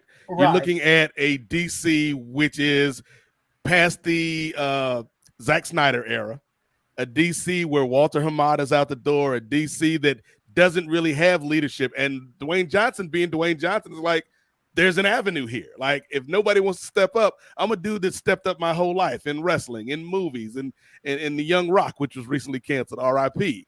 I've stepped up and kind of lent my name and my star power to these entities, for better or for worse. And so when he signs up for Black Adam, when he signs up for the DC Super Pets, right? Like, he was all in on DC. And then when you bring James Gunn in, to me, the move would have been, how do I find a way, if I'm Gunn, how do I find a way to work with this guy in the context of my vision versus, nah, I'm good. Yeah, the big mistake they made, and I love you all to chime in on this, was going into this movie, James Gunn did the mistake that a lot of times Tony might do, where after every pay-per-view, he says it's the best payper-view ever. And that's not a safe thing to do. When Gunn came out and said this is the greatest superhero movie ever made, set the bar too high for a movie that he had nothing to do with, that really is not going to be involved in his universe outside of it being in Elseworlds, you're setting this up for failure. When you have a human such as Ezra and the things they were doing and they were going through, that would be like, just to give some folks an idea, because I know sometimes there seems to be a Disney bias. Why isn't Disney dealing with this? Disney is dealing with this. Yeah, they are. If you see what's going on right now with Kang and with Namor, we got problems over there. They got big problems. Or if you flip it, And right after all the Johnny Depp, Amber Heard case stuff, you had a Pirates of the Caribbean movie coming out. Mm-hmm. Mm-hmm. And you can't have him talk because it's in the middle of the case and you hearing about him accusing his ex-wife of snorting coke on the stand and all this other craziness. Yep. Like, Mm-hmm. the dude only showed up, Ezra Miller. I'm sorry, the human only showed up, Ezra Miller, for this last week's press junket, and they only showed up on the carpet and dipped. Yep. When you have all that stuff going on, and that ties into the movies, and that ties into your television and the decisions you're making, which then make all these other like butterfly effect things. What do you guys think? Do you think I'm going too far with it? Because for me, my concern is AEW, especially with the writer's strike, is one of the key things Warner should be keeping track of. But as Tony's mentioned, and I have a buddy of mine, Joe, that does a lot of work with it when it comes to reality television. His question's always been, is this something, because Tony said this is part of the deal that exists. This isn't a new deal. Is this something where he's doing Warner a favor and it's a show of concept during this time with the strike, but it's a net, sure, it's giving everybody TV, but it's not giving them the money that you would with a brand new contract. Right. So why is Tony taking the risk when Warner needs this more? Like, as Joe and I talk, as other folks talk, why wouldn't you just give him, here's a 2-year deal, here's something that kind of tied you over like they did during the pandemic that really saved, by Tony's own words, the company, so he wasn't going to be losing as much. Right. That's the issues I have with all of it, with Flash and stuff. So it isn't like I'm hating on DC. It's the disorganization, because you change the freaking, like, by now, for me, Forbidden Door and then All In should be on Max. Yep. Mm-hmm. Mm-hmm. Mm-hmm. That should just be just like when we used to watch it on the WWE Network, just like when we watch PLEs on Peacock. It should just be boop, fire up Max. I don't think they have the wherewithal technologically to be on that. And I think that's one of the reasons Tony hasn't mentioned it's a pay-per-view yet, because he's hoping, or they're telling him, hold up, player, hold up, player, hold up, player. They somehow hired my man just because he needs work. I'm hearing that those WWE Legends checks aren't as long as they used to be. Right. So if we got to have a tag team match on Collision, player, I'm here for it. That's what I'm saying. Mm-hmm. Siino, what do you think about that, man? Because obviously, all 4 of us are people that, watch and cover, both of these kind of worlds. When you're talking about kind of the mess at DC and to a larger extent Warner Brothers Discovery, and then also how it affects the wrestling world when you're talking about the AEW property. So what are your thoughts on what you brought up, man? Yeah, I mean, there's a lot of correlations between wrestling and superhero movies. You have how they treated the Vince McMahon compared to how they're treating Ezra Miller. And then a lot of controversy going into this movie. You had what happened to Ray Fisher, how they did my man Dirty with that. And, you know what I mean? Like, there's so much that happened with that. And Henry Cavill, he's Superman. All of a sudden, James Gunn doesn't want him anymore. And that upset people as well. And then just like Rich said, that line, this is the best superhero movie ever. I went into this movie with that line, and I came out saying it's not the best superhero movie. It's and not it wasn't just Gunn. You had Tom Cruise. Who was it? Stephen King. Like, why? Like, Stephen King. Come on, scary man. Why are you out here caping up for this movie? Yeah, and then like me as a fan of the Arrowverse who's seen every episode of The Flash, that even made it even more worse. Like, going into this movie, like, what the hell is this? Like, there was so much negativity going into this. I didn't even bring my son, honestly. I was like, listen, let's go watch that new Pixar movie Elemental. I know, right? I'll watch Flash and I'll let you know how it is. And he asked me today, he's like, how was Flash? And I'm like, you don't want to watch it, trust me. Sometimes you know what's best for the kids. Oh yeah. And sometimes it's just But like, that was my first comment coming out of it. It's like, not only was it's not the best superhero movie I've seen this year, it wasn't even the best DC movie I've seen this year. I didn't like love Black Adam, but I think that was better than this. I think Shazam was even better than I didn't hate this movie, but the expectations were so high that I was nitpicking every single thing that I saw in this movie, and it made my overall experience. Not only that, but I understand what DC's doing with like every movie they've had this year. They've like leaked or spoiled the big surprise. If they somehow would have kept Michael Keaton a secret, right?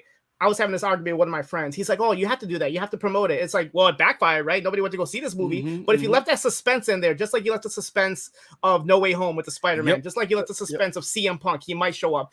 Throw something, a little teaser, but don't show Batman. Don't show Michael Keaton without the cowl. Don't show the Batmobile. Save this stuff for the movie. I literally went to this movie and I saw pretty much 85% of Michael Keaton's scenes in the trailer. And I'm like, what That did I part. see this movie for? That part, because I haven't seen the movie yet, guys, but I've listened to, because here's the thing, like I'm at the point where if it's something I'm really, really invested in, I'm going to avoid spoilers like I did for Wakanda Forever. But if it's something that I'm kind of interested in, I'll listen to people talk about it, and then going off of their opinion, if I trust their opinion, I'll decide whether to pay money for it now or watch it when it comes to streaming. And so the big marketing push, and again, trying to stay away from spoilers for this movie, at least for me, was this is the Flash movie, yeah, but it's about Flash and Batman and Supergirl and all these characters in this movie. And from what I heard, it was like what you saw was kind of what you got. And it's like, right. Yep. That's kind of the part of the movie I was most interested in, Rich. Both of us kind of, Chris too. Siino still, he got that Similac on his breath. But all three of us remember Batman '89, man. Yeah. And so that was kind of the hook for me. And so to hear that maybe it wasn't as much as I thought based on the commercials, I'm like, I'm good. I'll watch it on Max. Yep. Yeah, and there was like, I'm trying not to spoil, but I also want to talk about something that from a Warner Brothers, like an actual, like, I know none of these corporations are people, but I'd watched if you I don't know if you guys have seen yet the Joan is Awful episode of Black Mirror, but I'd seen it before I saw Flash, and so one of the cameos in the movie is a long dead person who has no heirs that they reprised the character for that ultimately led to their death. And I think I'm trying to be as vague as possible, but if you know who I'm talking about, you'll know who I'm talking. If you know, you know. That disgusted me because it's like this person. We have movies that did a biography of the reason he died, and it was directly tied to playing that character and feeling like he couldn't do anything else as an actor. That was kind of and then we get right back, into the thing that we heard with every other Warner Brother movie. Movie comes out, not doing so well. All of a sudden, the whispers in the interviews, the director got a 4-hour cut that they wouldn't let out, right? Right. Yeah. Yep. Yeah. And it's just a constant issue with Warner Brothers at the moment. They're in a lot of disarray. I mean, the same thing happened with the Creed movie, right? They had some very bad communication with Sly Stallone. He wasn't in the movie. I finally saw Creed over the weekend. And I know people said, oh, Sly Stallone wasn't needed in the movie. I don't necessarily I don't disagree with that, but I could see I watched that movie. Rocky would have added something to it. Yeah, I see where Rocky would have fit into that movie is all I'm saying, you know. And it's like they got to start treating their actors better at that place because and I think what made Black Adam so bad, if you want to call it bad, because I didn't think it was a bad movie, but I think Warner Brothers kind of like drew attention to the shortcomings of the movie and made it worse than it actually was. Stephanie Holland from The Root, if you have a chance to Google this, I might post this in my Twitter feed. She wrote an article in March of this year where she made a very good case of of just how DC and Warner Brothers just completely used Dwayne Johnson as a scapegoat for the failures of that movie. And it would be one thing if Dwayne Johnson was the first person that this happened to. They did it to Patty Jenkins. They did it to Ray Fisher. They've done it to Sly Stallone. He's not DC, but Warner Brothers still. They did it to Affleck when he was like, I didn't want to do the movies anymore, and it's like, well, his life's falling apart. Let that man figure himself out. Yeah, right. Yeah, they've got this weird way of blaming the actors for this, and now you expect people to be interested in the next DC movie when you can't even. We're not even sure what you're doing with these movies, you know. And they still haven't made a hard announcement of what Dwayne Johnson's future is with the Black Adam DC. He ain't coming back, Chris. He ain't coming back. Listen, Chris, I'm gonna be honest. His announcement's gonna be the same way that Gunn's announcement was. I'm in DC. At some point, Disney is gonna grab him and be like, "You're something." Mm-hmm, yeah, mm-hmm. Yeah, exactly. Because that's I mean that's kind of what's going on right now too, right? With he's doing that Moana movie for he's doing Moana, Jungle Cruise 2. They're doing what they always do with people they want to keep in the fold. They're like, here is 3, 4, 5 movies. We believe in you. We don't need to worry about money. The money will show up. We need you to show up. Yep. And the thing is, Chris, Disney is smart, man, because not only are they keeping this relationship open with Dwayne "The Rock" Johnson, but they are ensuring John Siino that the Rocky Maivia picture show has episodes on episodes whenever we get back to doing episodes. So stay tuned. We got Black Adam, we got Moana coming up, we got Jungle Cruise 2, whenever we bring that show back. But let's get back to where we were, even though I love that tangent, because I could talk about Warner Brothers fumbling the bag. Because again, and I know Jermaine's probably listening right now, just hating. He probably eating a sandwich the way Phil Brooks eats muffins, Rich, just angry. Angry at food. Like, why, Jermaine? Why? But like, I want DC. Blue Beetle to do good. Before we, I want Blue Beetle to do well. Right. I like he mentioned. Jermaine mentioned, this is a great opportunity for a Latino character to be front and center and get that bag. I want it to do well, but they have to not show the entire movie in 45-second clip. They can't show. Here is a key plot point that changes the dynamic of Blue Beetle, and it's in a 30-second stinger. Yep. And that's the thing. It backfires, right? They did it with Shazam. The Wonder Woman was literally the last scene of the movie for Shazam, and they showed it in the trailer. Like, what are you doing at this point? Like, and that's the thing. Like to Jermaine and people of Jermaine's ilk, DC was my first love as a comic reader. Yeah, mine too. Like Black Lightning, particularly like the black characters. Black Lightning jumped off the page. John Stewart is still one of my favorite characters to this day. Like, and I hope whenever they figure that show out for Max, that it's a good show. I'm a huge Green Lantern fan. That was like my comic growing up. So when that movie came out, I'm like, what the hell? But then there was rumblings of HBO Max and possibly doing like a buddy cop show. And I'm like, okay, now James Gunn is involved. They can have that Guardians flair to it. I'm just like crossing my fingers. Green Lantern, could that be like the saving grace? I don't know. I want DC to do good, Jermaine, because not only because of those characters that I like, but also if DC does good, maybe that'll make Marvel do better, because competition is always good for the industry. And right now, like Marvel's still on top, but I feel like Marvel been coasting a little bit, Rich Fann. They need some pressure on them. So if DC gets their act together, maybe we get better Marvel. Yeah. I want to see the Marvels.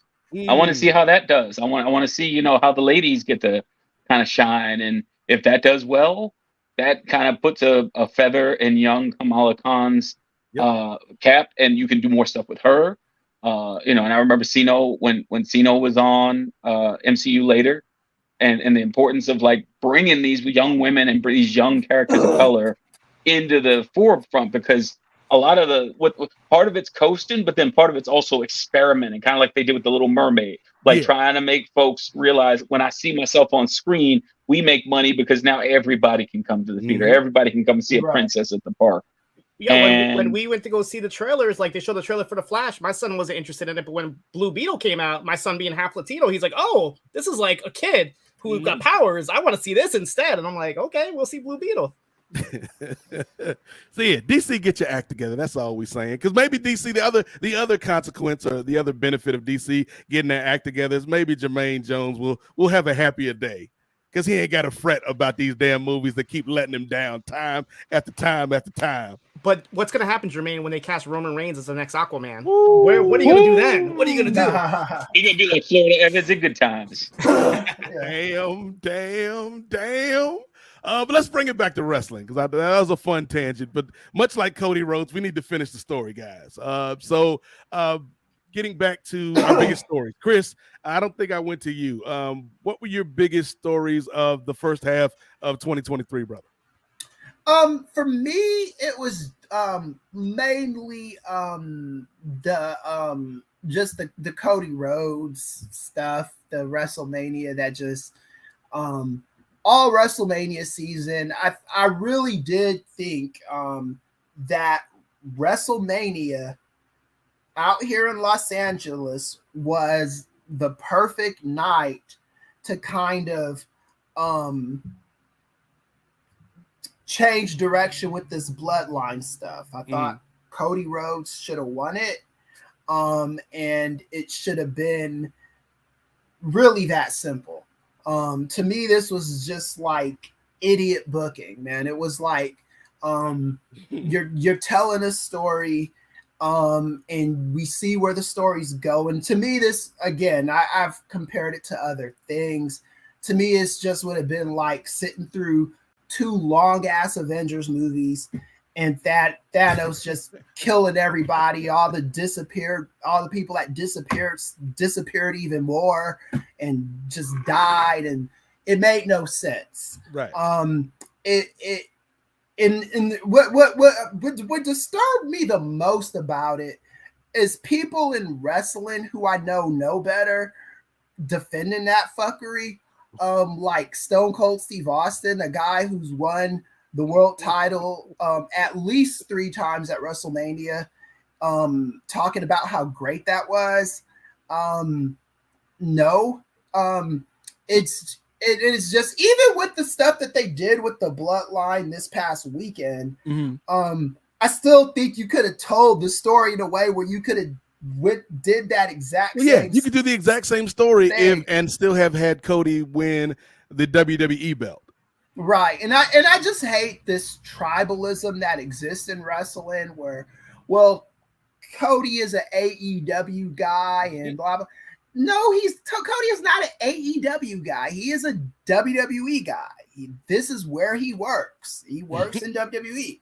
He's a WWE guy. This kind of stupid shit that's just gone on for so long in wrestling. In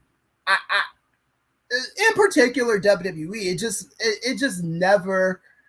They do stuff like this all the time. I wish I could say this is a brand new thing. I was hoping they were coming out of it, but I mean, I remember being a kid and watching Hulk Hogan get mad at Sid Justice for fairly throwing him out the ring and everybody booing him. I stopped being a Hulk Hogan fan that day, and I never got back to that, you know. And it's just I really do I don't see how you like, because it's looking like this is going to end at WrestleMania next year. I don't want to sit through this until WrestleMania next year. I just don't, and I won't. You gotta let it play out, Chris. Yeah, till WrestleMania. I'm sure I'll see all of y'all at WrestleMania next year, because me and my wife already said we will probably, because we still want to go to a couple Philly, New Jersey restaurants that we didn't get to go to on this last trip. So we're probably going to be out there next year. And I just don't understand what WWE is. And I, like, for me, I don't mind if a story is predictable so long as it makes sense, you know? Like I never went into a Back to the Future movie expecting Biff to win. You know, I've always expected Marty McFly to win. You know, it's if someone can make all this make sense to me, be my guest. But it's just I just don't understand WWE television at the moment in the main event scene. And I like I said, I don't watch WWE like I used to. The way I watch it now is just the clips. I can't sit through a whole SmackDown or Raw show, because there's too much stuff that's going to give me a headache in between time, you know? So that's my thing. So that's a long answer. Hey, at least you finished the story, Chris. Right. But I feel like because we getting ready to wrap things up for this edition of the NWA podcast, but I do want to go around the horn one last time because we look back at the biggest stories of the first half of 2023. But now, Rich Fann, I want you to put on your prognostication hat. I want you to step into the shoes of the late great Paul Mooney and give us a little bit of Negrodamus, if you will. And we're gonna go around the horn and everybody give a quick prediction for the next 6 months. Like, what are we gonna be talking about when we meet up in December at the end of the year? And like, this is what happened. These are the biggest stories of the year. Rich, what's one or two things that you are predicting for the next 6 months in this professional wrestling business, brother? I think in the next 6 months, we're going to see more of the folks that are on Collision doing quite well in AEW, maybe to their detriment. A guy like Ricky Starks, maybe, going jumping ship to WWE. And I think on the other side, I think there's going to be a reckoning in terms of the amount of money WWE clears and whether or not the current lawsuit with MLW means Vince got to cut a little bit of a check to Court Power. John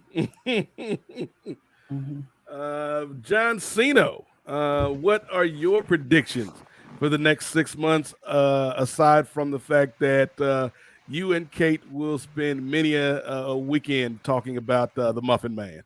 Well, first of all, I hope Collision is a very successful and lucrative show for as long as it needs to be, so my voice can be heard for that. But honestly, I'm really looking forward to how they're going to be transitioning the NXT people now to the main roster, and that things are a little bit different. So we starting to see it now with some of the people like Pretty Deadly all of a sudden getting like a nice little push, but not even the people that were drafted just recently. But I'm looking like in the future, somebody like a Carmelo Hayes, somebody like a Braun Breaker. How are they going to be treated once they get called up? Because these are some really talented wrestlers that got that in NXT, and unfortunately there still is that 2.0 stink that people aren't really giving NXT a chance, but it has definitely improved since the whole like Vince is he in, is he out dilemma, whatever that is. Right. So I'm really interested in like 6 months from now, December, to see exactly how the next crop of call-ups might actually transition and how they're going to be used going into the WrestleMania season. Okay, I like that pick a lot. Chris, we know NXT 2.0 is your favorite show in professional wrestling. So what's your prediction for the back half of 2023, man? Okay, so this might spill over to the front half of 2024, but these three things, this isn't even a prediction. Ooh. One of these three things will happen, or all of these. Not a prediction, it's a spoiler, ladies and gentlemen. Yeah. Adam Cole is going to win the world title either the end of this year or beginning of next year. Okay. Logan Paul is going to win one of the world titles either the end of this year or the beginning of next year.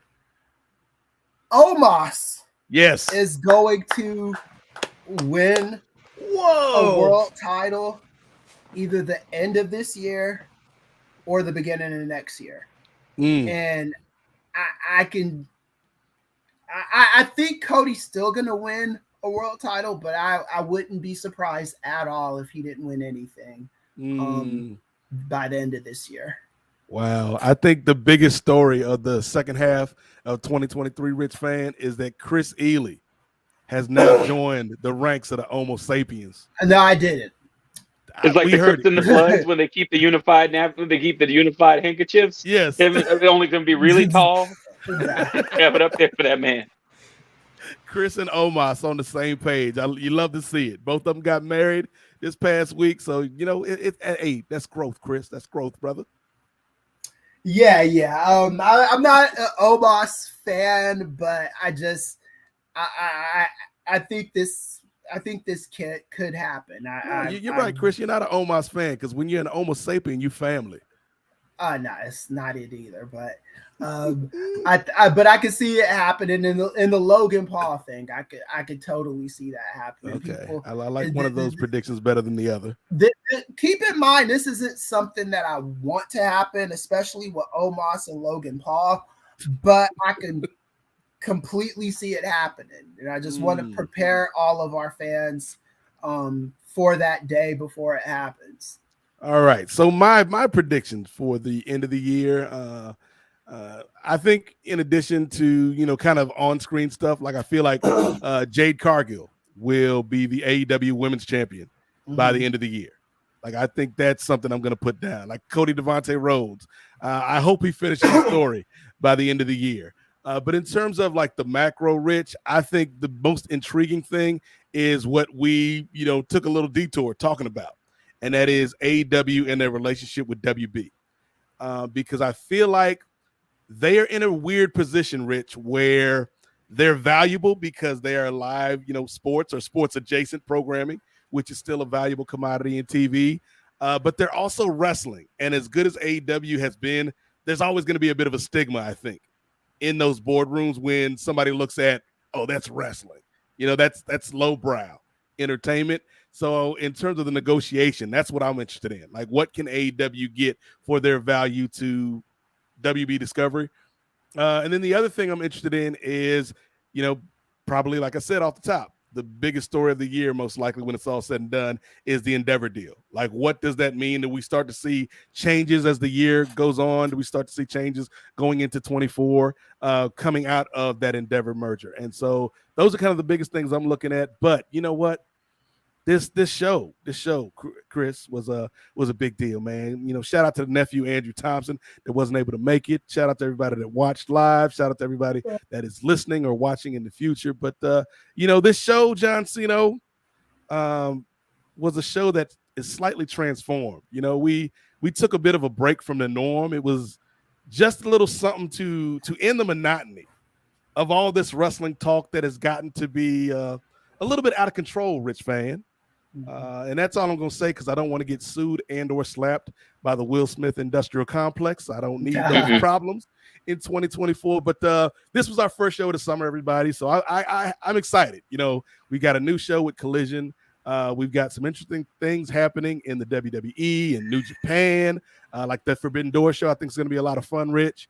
I feel like, and I was telling the guys, before you got on the show tonight, Rich, I haven't felt invigorated or invested in wrestling really since WrestleMania. So like I've been watching, but I got a lot of stuff going on between the shows and work, and it just kind of wrestling's on, but I hadn't been invested and plugged in. And I feel like I'm starting to get plugged back in because things are starting to happen. So I'm excited.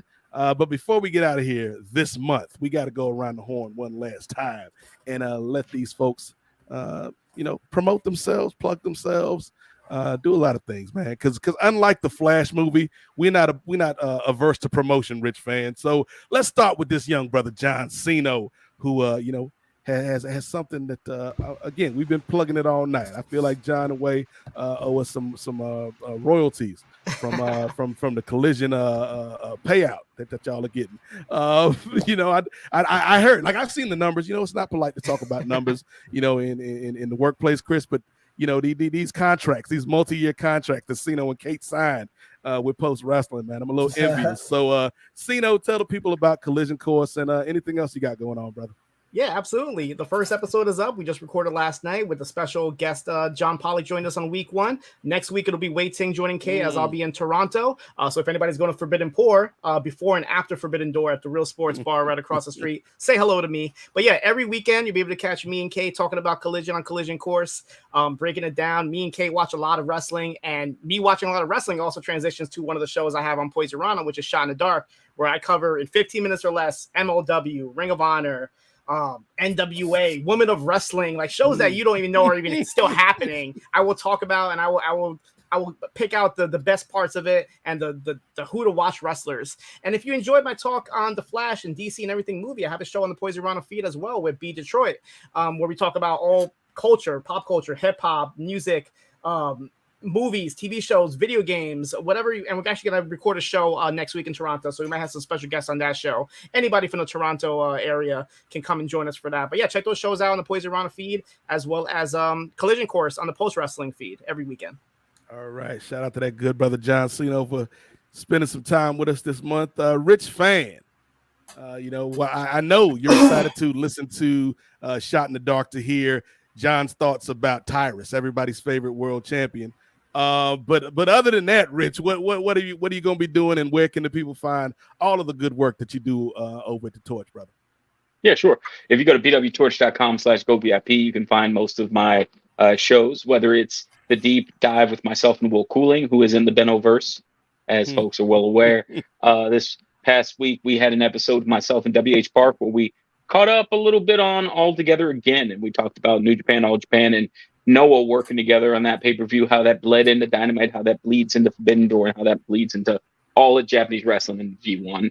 I also have I'm co-hosting Radican Worldwide with my man Sean Radican, who spent the last 20 plus years covering Ring of Honor in the Indies. And so being at the Learning Tree with him, working with him is always a pleasure. And of course, you wouldn't know me if not for Travis Bryant over on the East Coast Cast every Wednesday, but not for the past month because Travis' laptop broke. We got him a new one. He's on the way. We talk about wrestling, life, comics, everything in between.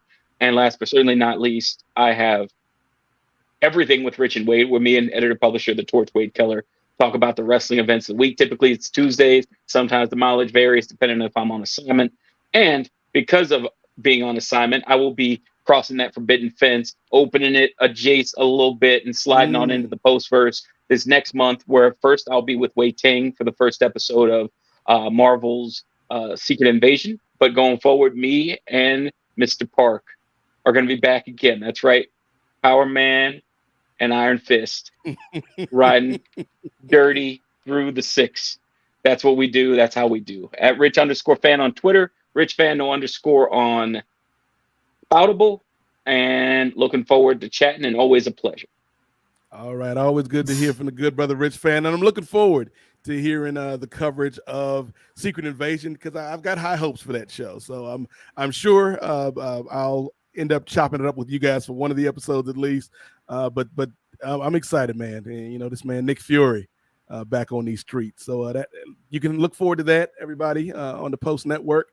Kris Ealy, this brother right here, walking stages, jumping brooms, disrespecting Cody Devante Rhodes. It's been a busy week, man. Been a busy week. But where can the people find you on Twitter and all your socials, man? Where can they find the written work that you've done, Kris? And also, are you going to take some time off, Kris? Because I feel like you need a little bit of a sabbatical, brother. Not in the immediacy, man. I wish I could, but I have another class that starts Tuesday. Damn, this man Kris said no days off. And then I'm just working all summer. I do want to acknowledge T. Anthony all real quick. He said Biff won halfway through the film.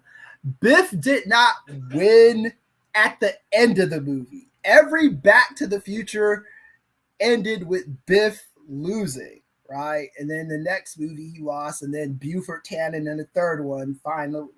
Anyway, just had to get that out the way.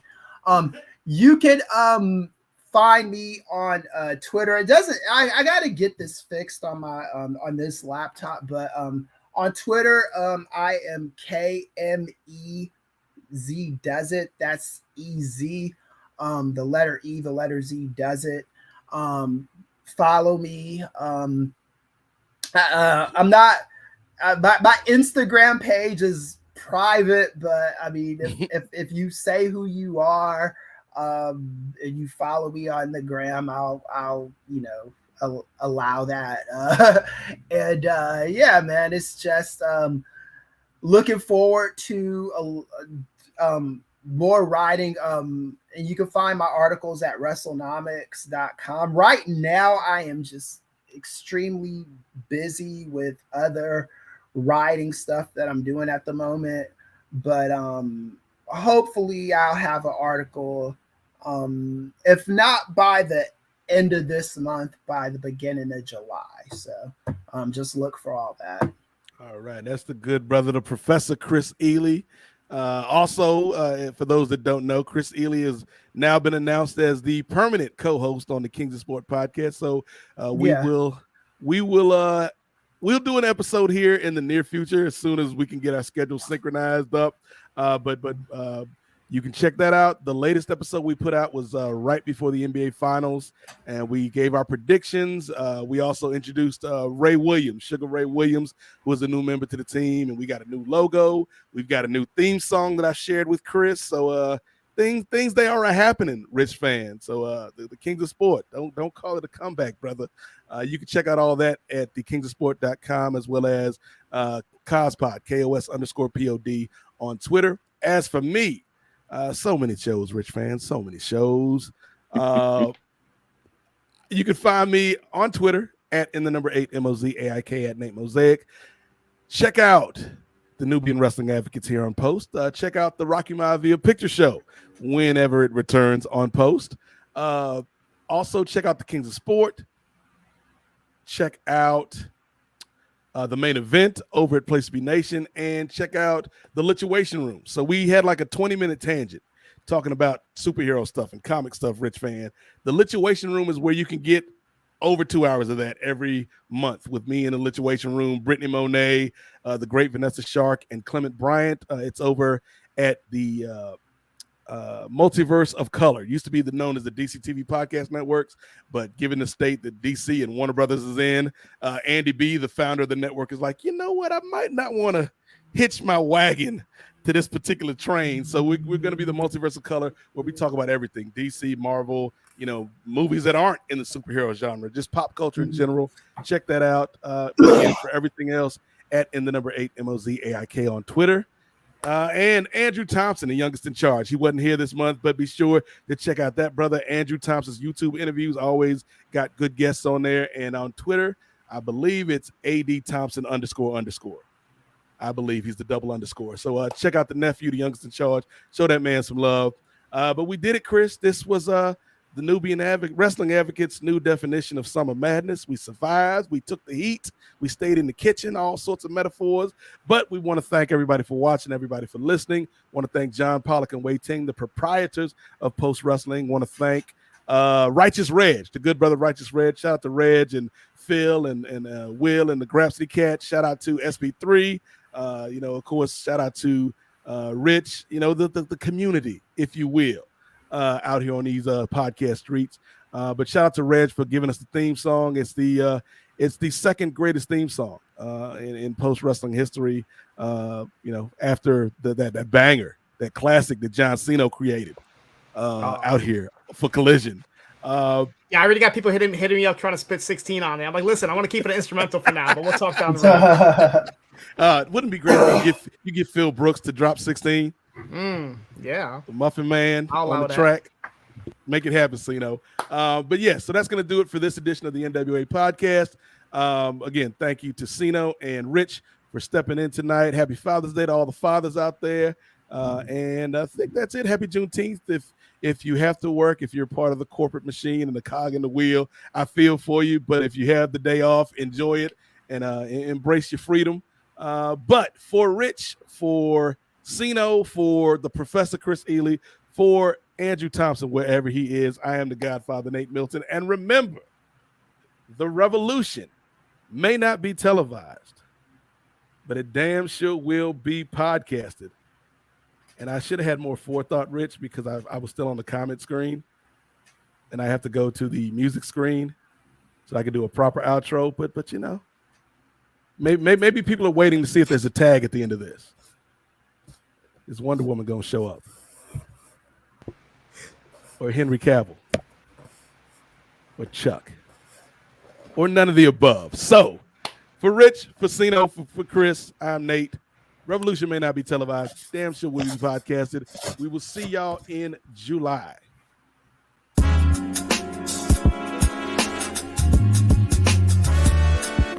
Yo,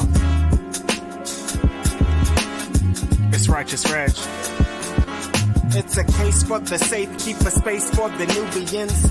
Unfiltered, off kilter, the professor, the godfather, post wrestling, the NWA, not keep guessing, The views and expressions, the rest, it's pod excellence, get the message. Advocates for Nubian wrestling, you're listening to the best again. Black wrestling in the ring, we invested in. Nubian kings and queens, we invested in. It's for the culture and we reppin' it.